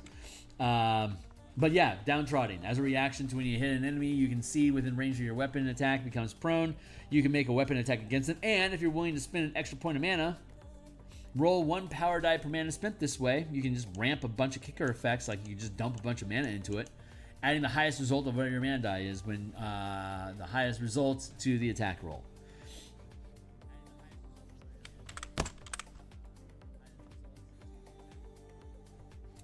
Feint, in a reaction to when you miss an attack roll, you can roll again, potentially turning the miss into a hit. And if you want to spend extra mana, you can roll power dice. Like say it's either a D6 at first, D8 at 9th, and D10 at 17th. Or a monk goes from 6 to 12. So they have 6, and then at 5th level it's D6, and then at 5th level it's a D8. And then I think at its 11th level, it's a D10. And then at 17th level, it's a D12. So the monk uses their martial art die instead of the power die. And like a paladin caps at D10s at 17th level, but a monk caps at D12s. So like a monk and a battle master, instead of a D6 at 3rd level, they have a D8. And then they have a D10 at 9th level, and they have a D12 at 17th level. So the battle master and the monk. And when a barbarian spends a hit die to generate mana, it's also a D12. So those are the only 3 instances in the system where you're going to be rolling a D. Oh, and there's also the martial strike power which instead of rolling a d6, you roll like a d8 at first level, or at 17th level instead of a d10, you roll a d12, but it caps at d12. The martial strike power doesn't like have any weird kicker effects like this stuff does, but it just does more damage.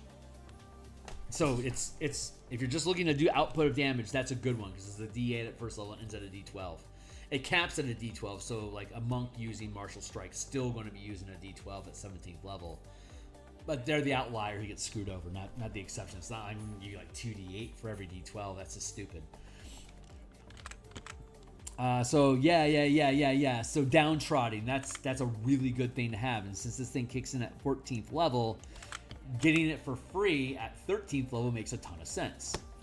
So downtrodden, breath of life, empowered abilities. Yeah, there we go. So we've found the replacement for dire impact, but it took us all the way to 13th level to find it. We just shuffled down lower level stuff. So lycanthropy at 3rd level makes more sense than savage attacker to me because you're already gaining all those different things that you can do.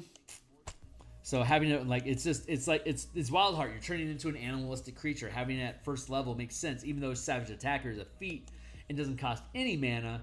Again, we aren't limited. Like, look at this, 13th level. We're getting breath of life, which is like you automatically get to save somebody. Like if you try to stabilize somebody, they automatically succeed at stabilizing without trying. It's just here. I spend a point. You're stable. Adaptive resistance. We looked at that already. And strange metabolism. As a 2nd rank power, strange metabolism goes like this. I think it's still 2nd rank. It's been a while since I've looked at it, honestly. While sustaining this power, you are immune to poison. And the condition.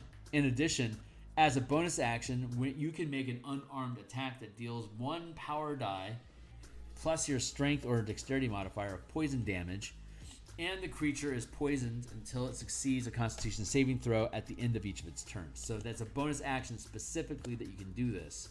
But yeah, you can poison people.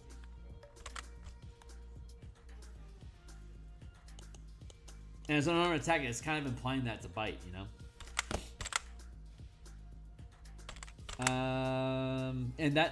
so that's resolved now. So Path of Wildheart looking good. Path of the World Tree. Rally still exists. Sentinel still a feat. Shunt, I think Shunt's still 1st rank. Let's go verify.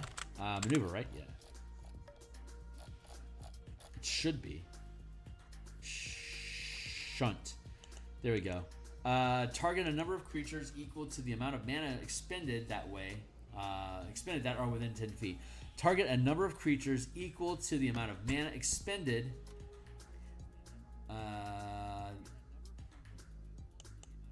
and target a number of creatures within 10 feet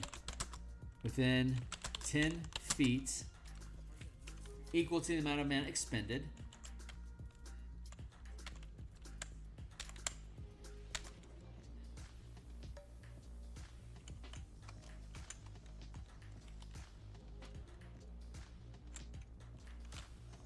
Up to 1 size larger than you.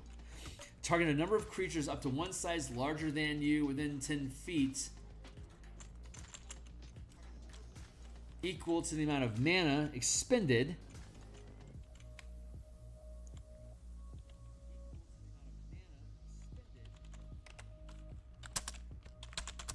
They must make a strength save or be pushed up to 10 feet away. Be pushed.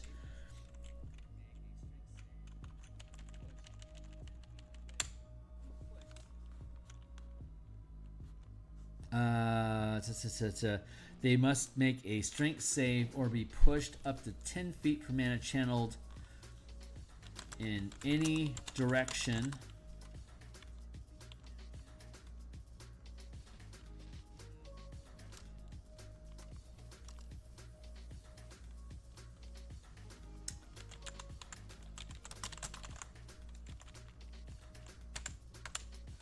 I don't like that word. I know there's language that exists inside of the book somewhere.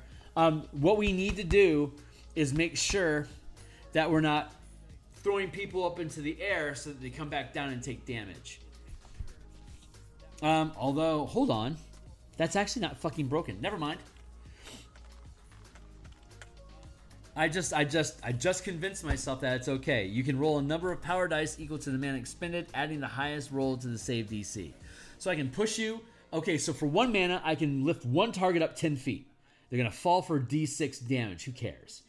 17th level character can target for 5 mana 5 creatures for 50 feet, assuming that there's enough height for that, to then drop for 5d6 damage. For 5 damage, I'm doing 5d6. For 5 mana, I'm dealing 5d6 damage to 5 targets. Meanwhile, Steel Wind Strike can target 6 creatures that are within 50 feet for 5d10 force damage each. So this actually isn't broken in comparison to Steel Wind Strike. So this is actually okay. I'm actually super good. God damn. Shunt just became really cool. I'm sorry, what we're looking for? Yes, Path of the Roll Tree, Shunt. That's perfect. Tripping Strike. Fucking love that. I love not having to have that restraint because I love that vertical Shunt. It's so cool. God, that's so cool. Flicker Pounce. Maneuver. Is Flicker Pounce still 3rd rank maneuver? Let's go look at it. Sentinel's a feat. Tripping Strike. You hit somebody, force a saving throw, they go prone. Great for use with Drown Trotting, like we just talked about. Flicker Pounce. Maneuver. The World Tree, Path of the World Tree is all about teleporting and pushing people around. So we'll see that here in a minute, I'm sure. What am I looking for? Why am I chasing this is? Flicker Pounce. It's maneuver, son. There it is, Flicker Pounce, 3rd, right. You can teleport up to 30 feet to an unoccupied space that you can see and attack a creature within reach of your melee weapon that you can see there. If the attack succeeds, you can choose to teleport back to your original position. If the attack fails, you don't teleport a second time. That is okay, so as a bonus action, right? This can be done as a bonus action, and it can be done as a magic action. So a rogue could Flicker Pounce twice. I'm here, I can flicker over here, and if I hit, I attack you, and I can teleport back if I was successful, thank God. And then, as a magic action, I could then teleport over to another target, hit them, and if I succeed, then I can teleport back. So there's risk and reward to it. It's 3 mana. I could buy it down to being only 2 mana, and then I could give up action economy, like my bonus, like my attack action, because I'm gonna get the bonus attack for free. So I can give up my attack action, and I can give up my movement because I'm already teleporting 30 feet. I can essentially drop this down to 1 cost, and then I could use the feat to pay for it, to essentially pay for it twice. To drop the cost by 1, I've now made Flicker Pounce free to use once per round. There you go. Not bad. Oh, it's 3rd level, so it only takes a bonus action because that 3rd rank is 9th level. 9th level bonus action is 2 mana. So 2 mana, so I get my attack, I get my movement, I get my reaction, and as a bonus action, I can Flicker Strike. Or Flicker Pounce. Fucking nice. This was inspired by the Telfamar Shadow Lord.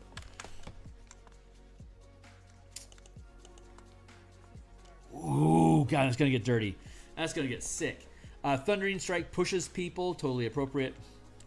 It's straight away from you, though. Extended Reach. This coincides with the World Tree being able to extend your branches to be able to hit things further away. I know it's a 1st rank sustained power. It's an extra 5 feet per rank of power, I believe. Let's double check that. Actually, we do need to double check that language. I know Flicker Pounce is good. I know Thundering Strike is good. I know Life Stealing Strike. Life Stealing Strike is when you it's 2nd rank, so you're gonna do at least 2 dice of damage. Whatever the result of those 2 dice is extra damage that you deal to your enemy as radiant or necrotic damage. But whatever the result of those 2 dice are is also temporary hit points that your character gets. So you can effectively spam temporary hit points onto yourself forever. And Life Stealing is a Magic the Gathering term where when that target hits, you as a player get additional hit points. So it's the same sort of idea. You can basically spam temporary hit points forever on your character with Life Stealing Strike. It's a way to sustain yourself through just endless damage. So yeah, Extended Reach, Sustained Power 1. We got another 20 minutes. Yeah, I got 20 minutes left and then I'm done for the night. But we're going to be going through this auditing process for the next couple weeks, I bet. Because it's fun to do it online.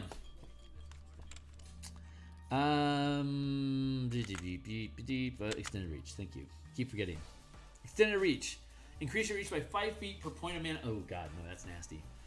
Nope, that's appropriate because extended reach is ridiculous. I can't just make it scaling like you can't have it just scale with power. Like at 17th level, you spend 1 point and you get an extra 25 feet worth of reach. That's insane. It's insane. But at the same time, you don't get opportunity attacks unless they leave your reach. So if you made your reach 30 feet, you would effectively be disabling your ability to target inside the area. So we need to word this differently though.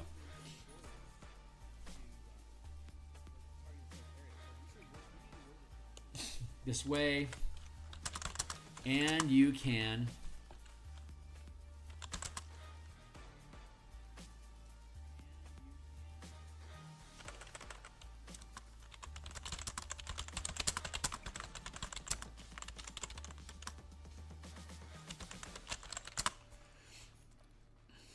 let's go take a look at moving target.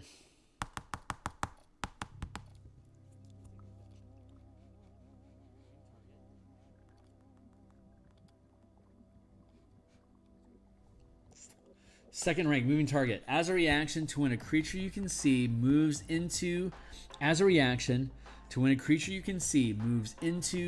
or within the reach of your melee weapon, you can make an attack, even if the target is using the disengage action. Rolling 1 power die per mana channel, adding the highest result to your attack roll. You can at best, this is a second rank power, you can at best reduce it to 1 mana, so it's always going to cost 1 mana.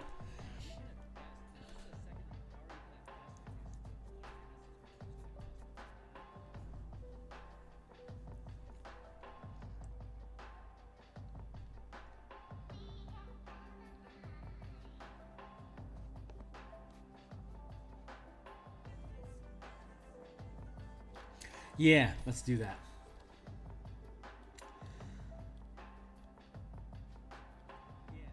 Extended reach. You can increase your reach by, your melee.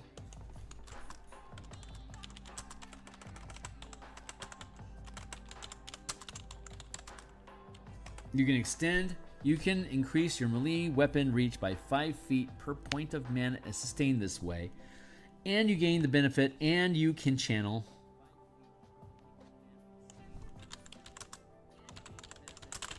the moving target reaction power by expending 1 mana. It's normally 2 mana. This allows you to expend it for 1.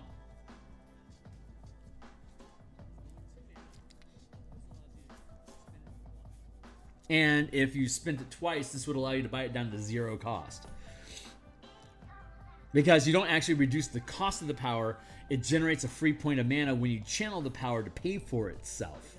Because you always have to have a point of mana in there for like how many dice you need to roll, or like modifying the scale of the effect. Cost, extended reach. That makes extended reach pretty fucking sweet. And you only have 1 reaction. This just makes you, so it's not broken to do it that way. It's just if somebody's moving inside your reach, you can hit them. There you go. It's basically the Sentinel feat. So let's go back up to moving target to make sure the wording is good.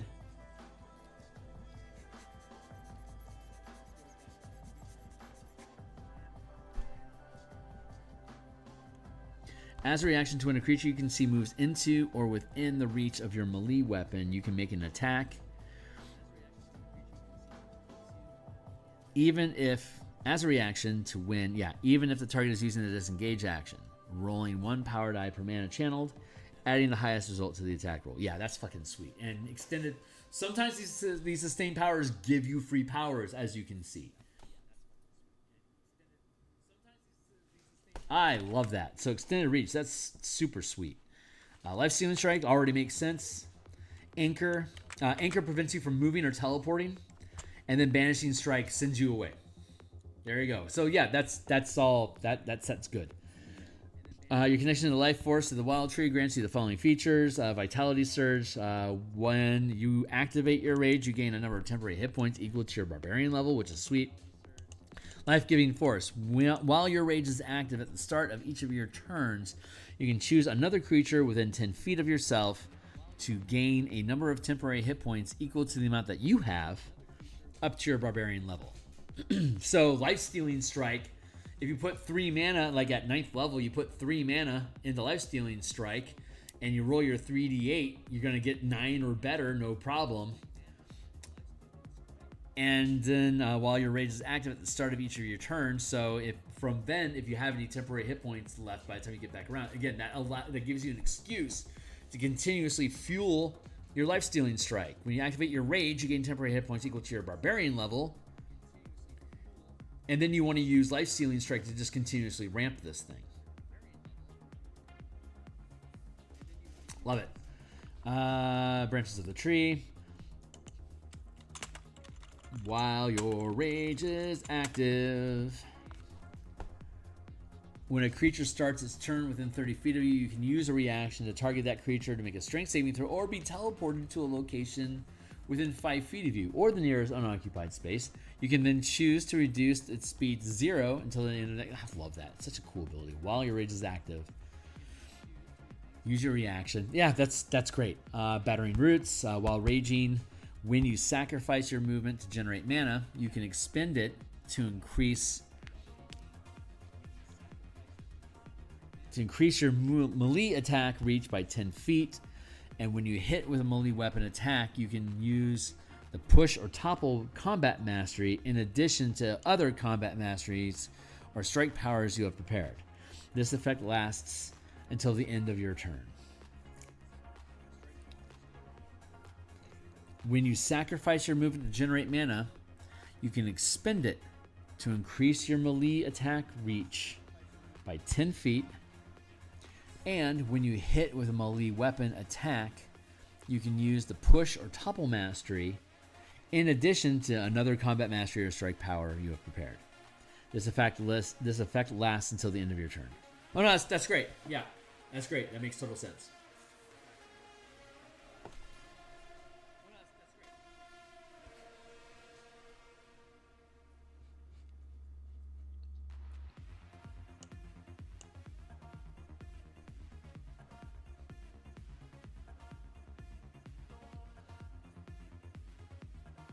The reason I word it this way is because if I just said, like, if you do not move this turn, or like if you don't move this turn or whatever, you can get this effects. But if you give up your movement this turn, you can also generate mana.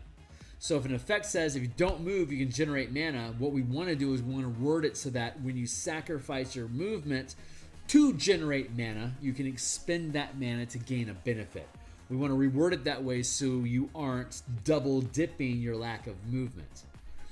Now that I'm saying that, I feel like I need to go venture down to the rogue to look at careful aim. Because I want to make sure careful aim is worded properly. Because this is new tech that we've realized since beginning the playtesting. I don't know if careful aim has been worded that way. May have been an oversight. So this is Oaths, which is Paladins. And then Rangers, and now Rogues. There we go. Steady aim. Oh, there it is. As a bonus action, you can give yourself advantage. It's not moving. As a bonus action, you give yourself advantage on the next attack roll on your turn. You can use this feature only if you haven't moved during this turn. And after you use it, your speed is 0 until... Yeah, no, fuck you. I don't like that.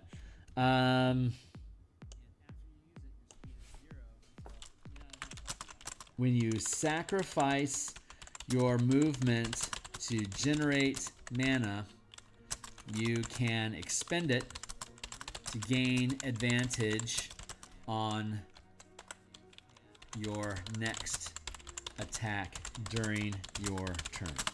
There. That's better. I'm not going to make you lose your movement and your bonus action to do this. You can already sacrifice your your movement to generate a point of mana that you could use to generate advantage on an attack roll for yourself.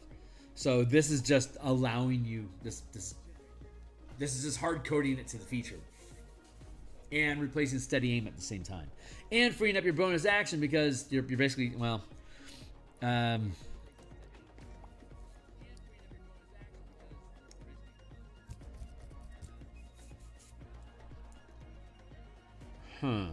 Yeah, because it's called steady aim specifically, and it's a perk for the rogue to not move. We want to give him but the movement and the bonus action is too harsh. It's too aggressive for what the rogue is capable of doing on its own. So this is the proper course of action. Fucking sweet. Nice. Nice. I love it. And that's at 3rd level, so you can start fueling your own sneak attack. But again, that would have to be at range unless they're like right there on you.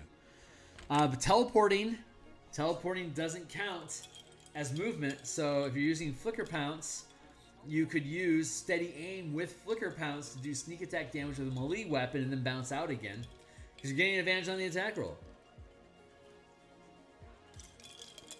Sweet.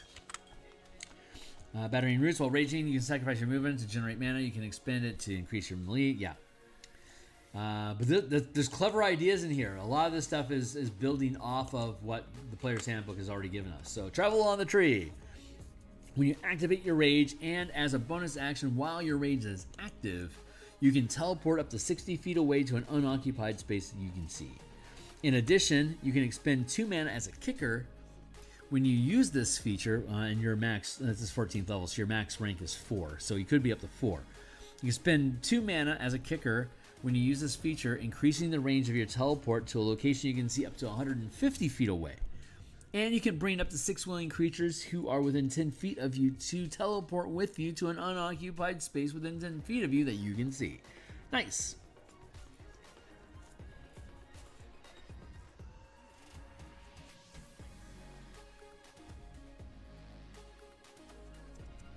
Within 10 feet of you. I love it.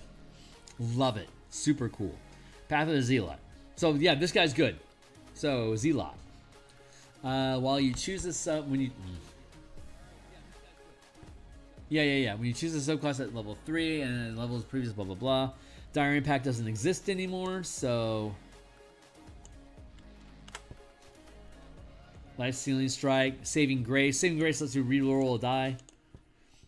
Let's go look at it real quick. Saving Grace reaction.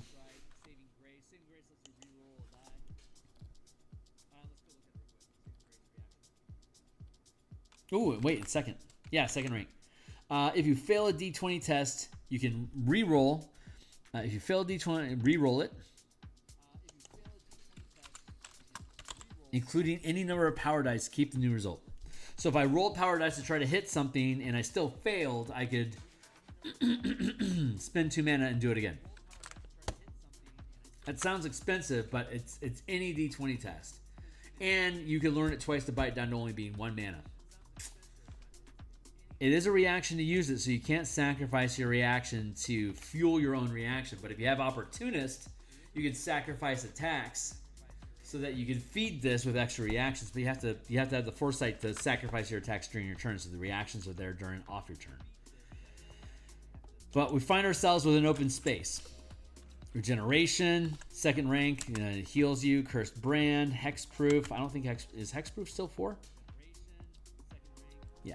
Hexproof. As a reaction to when a creature you can see targets you with a spell or a magical effect, you are unaffected by it, wasting the spell or effect. So this is just this is basically legendary reactions for your characters. Legendary resistance for your characters. It costs 4 mana a pop, and they can only buy it down by 1 because it's a reaction. You can buy it down to 3 mana, but at 4th level when you get access to it, 13, you can do this like 4 times per rest, and then you're done. It's pretty nice. As a reaction to when you would drop, as a reaction to when a creature you can see with targets you with a spell,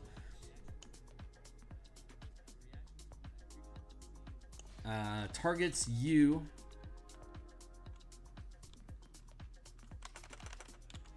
only you with a spell or magic When a creature you can see uses the magic action or casts a spell that targets only you, like Ray of Disintegration, or like an Illithid's Eye Beam. A Beholder's Eye Stalk Beam. Those would both count. Like Ray of Disintegration is a spell. Magic Eye Beam, that's a magic action. Both of those, yeah, if you spend 4 mana, you can skip it. And you waste the effect because you have to waste your mana doing it. If it didn't cost anything for you to do it, then they wouldn't lose their ability to use it. Rite of Revival as a reaction to when you... Let's double... Actually, you know what?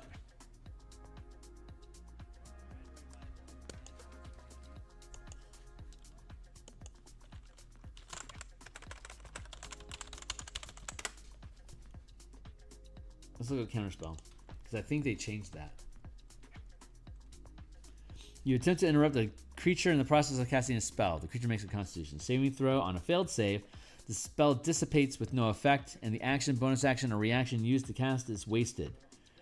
If the spell was cast with a spell slot, the slot isn't expended.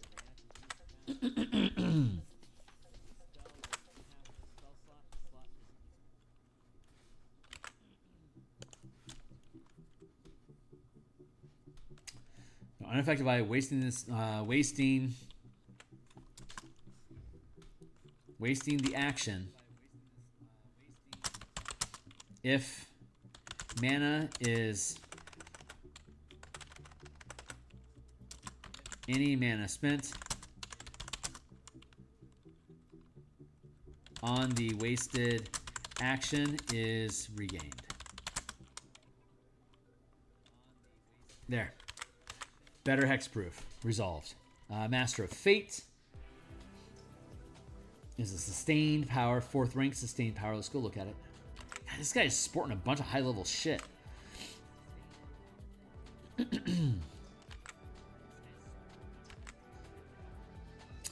Master of Fate. When you channel this power, roll 3 d20 fate dice. When you later roll a d20, while this power is sustained, you can choose to replace that result with any one of these fate dice. Each fate die can be used once. In addition, while sustaining this power, you can spend 1 point of mana as a bonus action during your turn. You can expend 1 point of mana from your pool as a bonus action during your turn to roll an additional fate die, replacing any result or regaining an expended fate die. Unused fate dice are lost when the power is dismissed. I wanted to spell that out specifically because if it's a kicker, effects are defined as exploits, and exploits can be you can generate temporary mana that you generate can be spent on exploits, maneuvers, and exploits, maneuvers,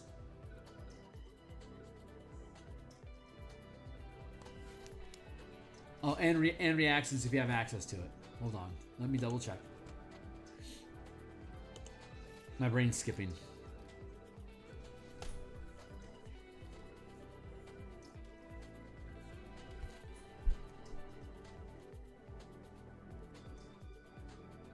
Right. Any action, temporary mana for channeling any power other than sustained powers during your turn. So, and exploits, kickers. Some powers describe specific effects gained when spending additional mana, such as giant growth. Kickers are added costs that modify the effects of the powers detailed in the description. Kicker costs are considered exploits that cannot be reduced unless a power, feature, or ability specifically states that you can. And if using magic paradigms, you can spend mana of any type to do so. So, that cannot... Again, you don't... it's considered exploits. Right, like for example, a kicker cost, like you can Use efficient power to make an exploit less expensive by 1 point. Kickers are exploits, but they can't be reduced. If that makes sense. So you can generate mana to expend on a kicker because you're generating mana. You're not reducing the cost. You're generating mana. Actually, that's true. So that's not necessarily where are considered exploits.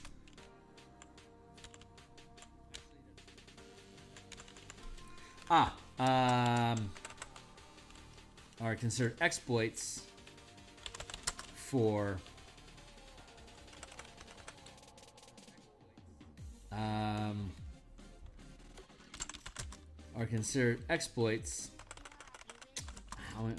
kicker costs are considered exploits that can use temporary mana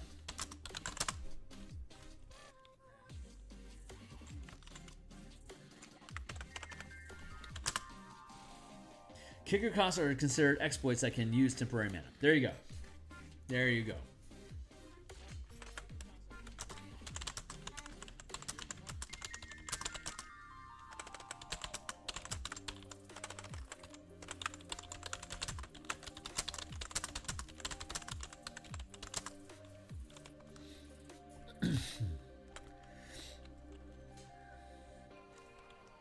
But not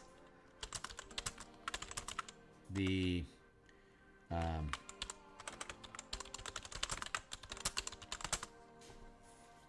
I'm willing to reconsider that though.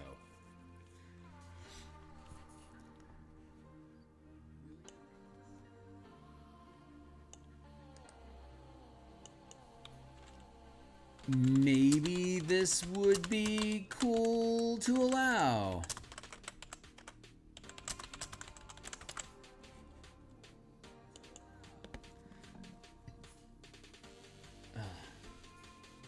I would consider it. So let's, we'll put a marker on there. Put a pin in it. See if it's something that's worth doing. Saving grace. Regeneration. I'm almost positive regeneration is second rank, so let's verify. Maneuver.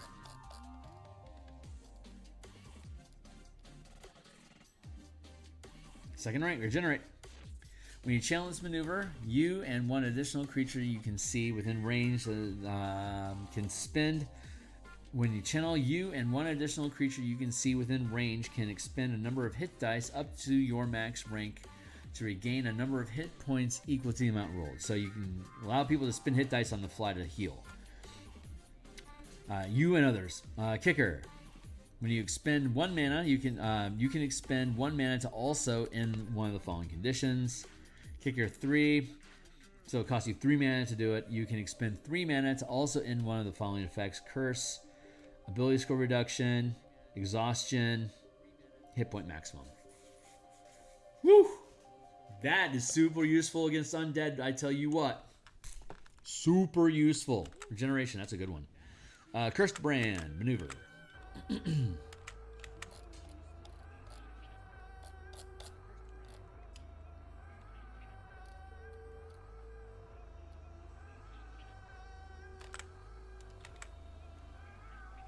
Yeah, Cursed Brand. You curse a creature that you can see to make saving throws against you with disadvantage.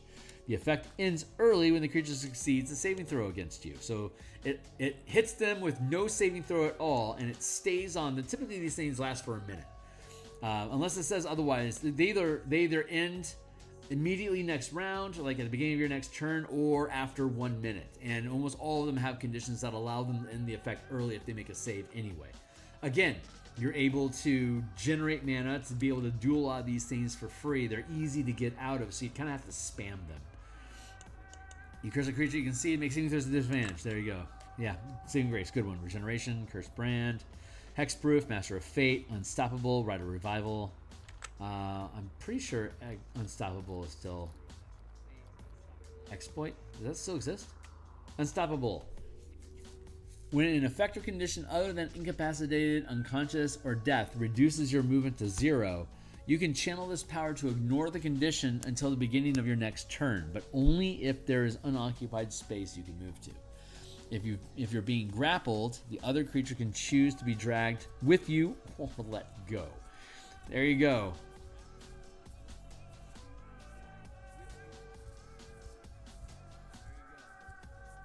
Until the beginning of your next turn. When an effect or condition other than incapacitated, unconscious, or death reduces your movement to 0,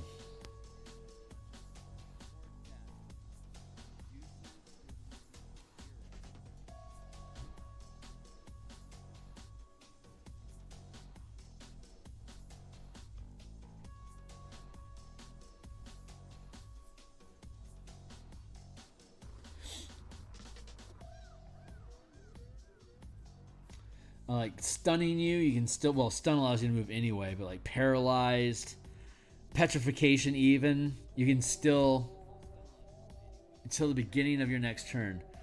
When an effect or condition other than incapacitated reduces your movement to 0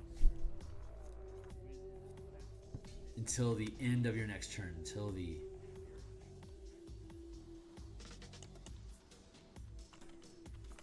end of your next turn, but only if there's unoccupied space you can move to. That's an irrelevant statement. Period.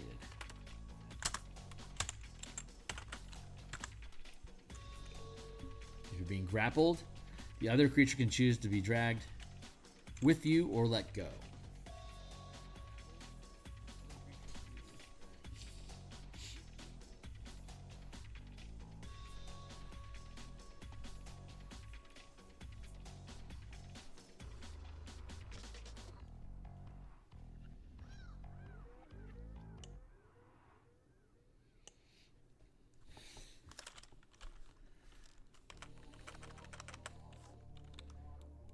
You can channel this power to retain your movement until the end of your next turn, even if you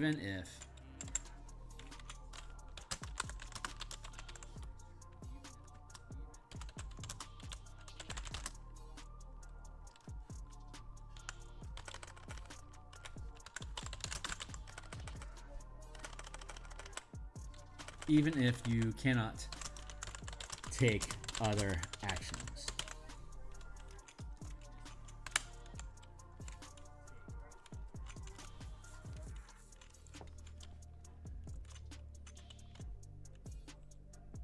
You choose to drag with you.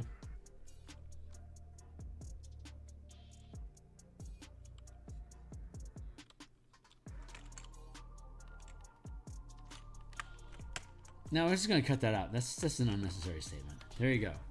When an effect or condition other than incapacitated, unconscious, of death reduces your movement to 0, you can channel this power to retain your movement until the end of your next turn, even if you cannot take other actions.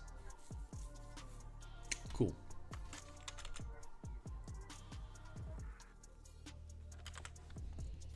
Niche, but interesting. Write a revival, reaction 4.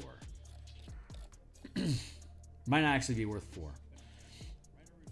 Write a revival as a reaction to when you would drop to 0 hit points but don't die outright. You remain conscious and roll a number of power dice equal to the mana channeled, gaining a number of hit points equal to the total rolled up to your max hit point. Again, it's 4th rank, so it'll either be 4 at 13 or 5 at 17. There, okay, so we have one that's open. Let's look at the Path of the Zealot features and see if something slides into place. Divine Fury. When you use a strike power, you can choose to deal necrotic or radiant damage, and your power die increases one size up to D12. When you use a strike power, you can choose to deal necrotic or radiant damage, and your power die increases by one size.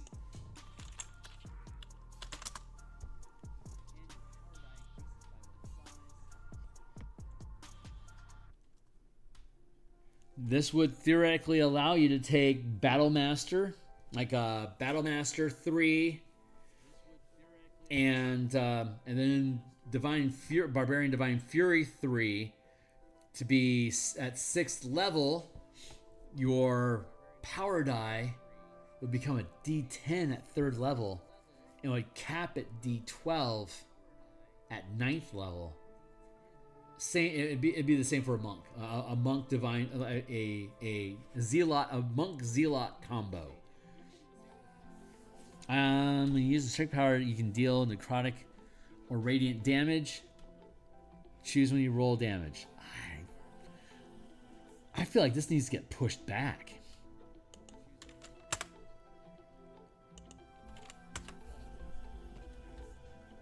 Add the result of 1 power die to your roll, potentially changing the failure to a success. Yeah, that's too good.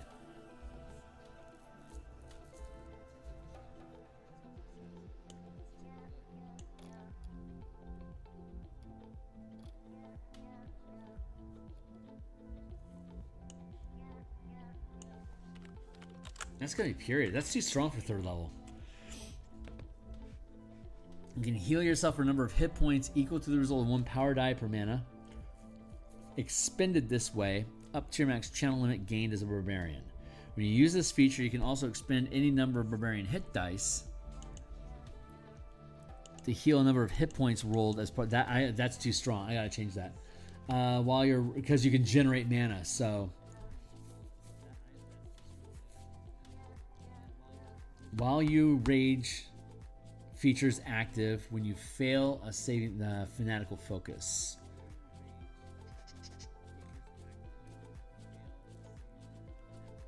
In addition,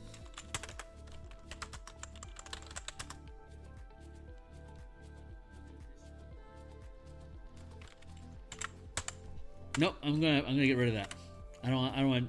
I'm not finding a natural level for it to fit in. As a bonus action, you grant up to 10 other creatures within 60 feet of you to make attacks and saves with advantage until the start of your next turn. You regain this feature when you finish a long rest or expend 2 mana. No action required.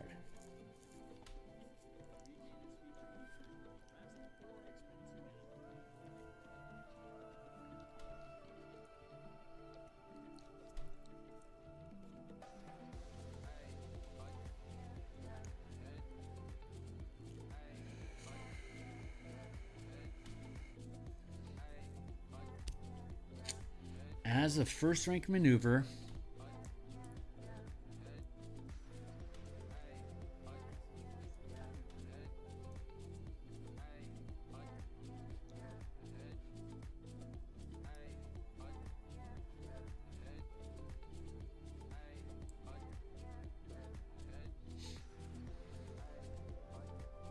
no.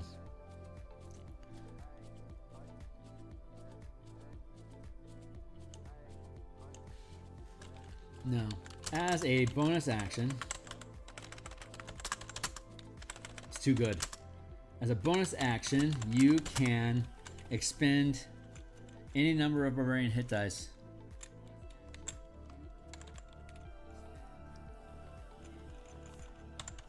Up to your max rank of power gained as a barbarian to heal a number of hit points rolled as part of the same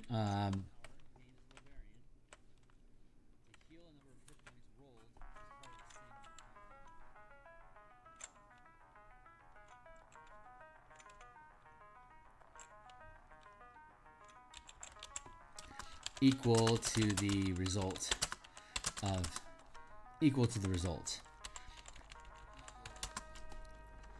plus your channeling ability modifier. There.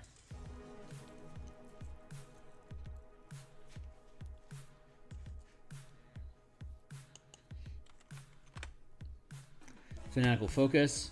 While your rage feature is active, when you fail, do I already have regeneration? Yeah.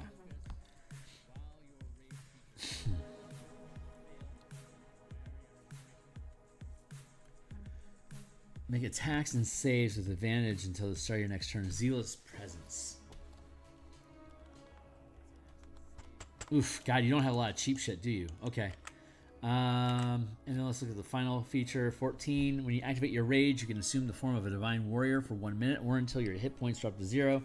You regain this feature when you finish a long rest or expend 4 mana, no action required. Alternatively, you can choose to sustain this form as a 4th rank power. While in this divine form, you gain the following benefits: fly, resistance, revivification. When a creature within 30 feet of you would drop to 0 hit points, you can take a reaction to expend mana up to the max channel limit gained as a barbarian to instead roll an equal number of power dice, changing the target's hit points total to the result of the roll plus your barbarian level. Plus your barbarian level. You can take a reaction to expend mana up to your max channel limit gained as a barbarian to instead roll an equal number of power dice, changing the target's hit point total to the result of the roll plus your barbarian level. Plus your barbarian level for 1 mana reaction, 1 mana, 20, 14 here, plus a power die, plus multiple power die. Jesus, that's strong. What is the actual answer? What does it actually look like in the player's handbook? Let's compare and contrast. Revivification. When a creature within 30 feet would drop to 0 hit points, you can take a reaction to expend a use of your rage to instead change the target's hit points to a number equal to your barbarian level. Okay. You can take a reaction to expend 2 mana.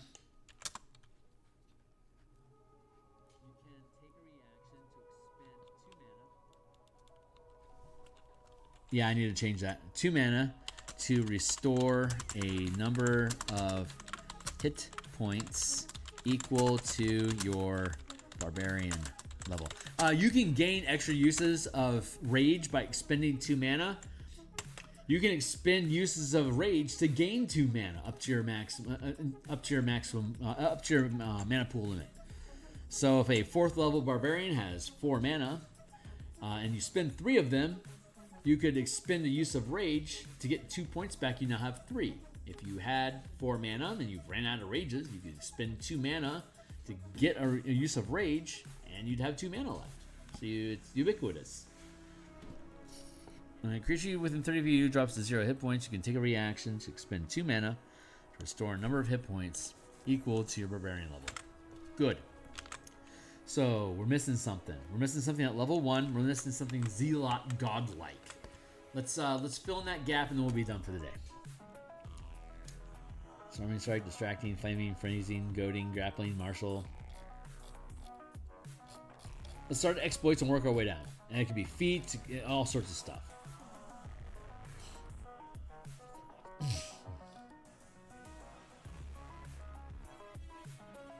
Breath of Life. Zealot, huh? Zealot.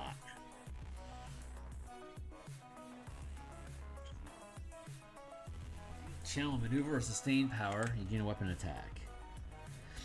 Maneuver. Sustained.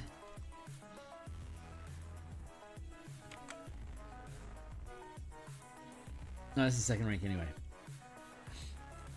Bonus attack, coordinated dash.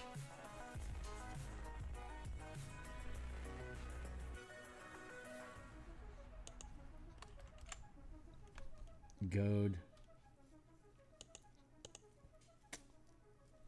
Quick, rally, shunt, vanish. What about rally? Oh, rally's a good one. Yeah, rally's a good one. Rally. You and 1 ally you can see gains a number of temporary hit points equal to the total of 1 power die rolled for each point of mana expended this way. So you can juice up on temporary hit points just like you can with Life-Stealing Strike. Juice up on this, and then with your Zealot feature, you can grant those hit points to an ally. So just another way for you to get access to ramping temporary hit points for your character. And that rounds out Rally. And we're down to 25 seconds left on our timer, so that's perfect. I'm gonna go ahead and turn off my timer. Great, that's where we're at. Tomorrow is Tuesday, and I stream on Tuesday at lunch, typically around 2 o'clock Seattle time, which is like 5 o'clock East Coast time. Seattle is -8 UTC for y'all who are abroad. So we finished up the Zealots. When we come back, we're going to pick up the pace and continue with the Forsaken Barbarian paths and go through all of these to make sure that they're all current as well. We're going to go through the entire book, all the way down through the Rogue. So we're working our way through Barbarian, then we'll have Fighter, then we'll have Monk, then we'll have Paladin, Ranger, and then Rogue, and we'll be done with them. I expect this to take, if we can do 3 or 4 of them per session, we'll probably only be able to do 2 tomorrow at lunch. If we're including on Thursday, and then on Friday we'll have another lunch. We'll probably be done with Barbarian this week, which probably means we'll be able to get through Fighter next week. Barbarian, then Fighter, and then we'll get through Monk, Ranger, Rogue. Yeah, 6 weeks. So 6 weeks from now, we should be done with all of these, assuming that we finish 1 class per week, all the subclasses in some classes. If I can minimize the preamble and geeking out about the system at the front end so we can settle down and get to work right away without explaining a whole bunch of stuff up front, we might be able to get through it maybe in 4 weeks instead of 6, but I don't feel a need to rush the process. We just do what we do. And we're still playtesting this stuff. I anticipate the Mega Dungeon playtest to last through September. And then from there, we're going to start playing Strixhaven. We're going to do Mage Tower tournaments with Strixhaven, building out characters starting at 11th level through 20th level. Just to kit shit out and have PvP matches where we have the DM, myself or another person, be the referee, and if necessary to play the role of any NPCs that fill out the teams. The teams are 3 versus 3, so that means a total of 6 players on the board. Or if you just have 3 players versus the DM, players can make any class combination that they want to make a competitor in Mage Tower. Although you can kill each other when a point is scored, everyone is revivified back to full hit points. And a short rest is when you score. Whichever team scores 3 points first, they win. They win that period. And there's 3 periods, or we'll call them matches. So there's 3 matches per game, and whichever team gets to 3 points first wins the match. Wins a match. And then there's 3 matches, so whichever team wins 2 matches first wins the game. So you got to get a total of 6 points basically before your opponent does, because at 3 points the game ends. So. Or at 3 points the match ends, it resets, and every time your character dies, you come back at the end of that match, so that you're still participating for the rest of the game. So you can have a viable strategy. So you either throw the ball through the hoop, and the ball is a thrown weapon. So and the goal is a target that you can attack, quote unquote. And you only have to do 1 point of damage to it, and if you do, then you score a point. But if you were to say use a power, like say you had a monk as a goalie that could use deflect attack and treat the target as an ally, because the target is an ally, and the enemy's goal is an enemy, so it counts as a target or an enemy, and the mascot is a ball, and the mascot is mobile in itself, and it's the referee that decides how the ball moves. And for the sake of the game, the mascot is treated as both an ally and an enemy for trigger effects on it. It has 1 hit point, and it can be treated as a weapon. So, there you go.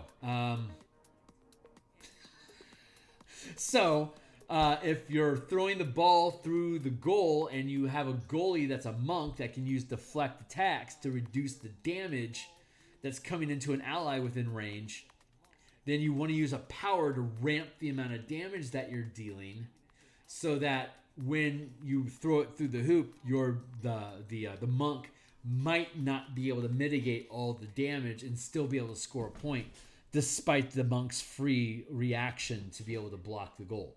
So then it becomes an issue of, are you going to deal enough damage to get through the goalie's defenses or not, which makes sense. So we're going to be building out the rules, but these are things that we're thinking about on my Discord channel, which is linked down below. Of course, this playtest document is also available here on YouTube. My Discord channel is here. You can drop down to the Strixhaven to play along. Here's the playtest document that we're using. And again, once we get Strixhaven matches up and running, all 13 classes are open from level. We start at level 11, we'll get up to level 20, and you're basically building athletes that are using combat mechanics to maneuver around the battlefield and taking shots at either each other or at the goal. And you can use the mascot to hit people if you really want to use the throwing weapon to hit people, but you also have your spells. You can blow people up, disintegrate people, whatever. They come back at the end of the match, and there's 3 matches per game. So there you go.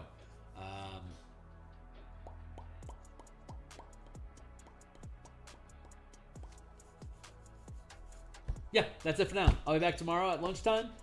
We'll continue with the Barbarian. So I'll see you guys then. Cheers.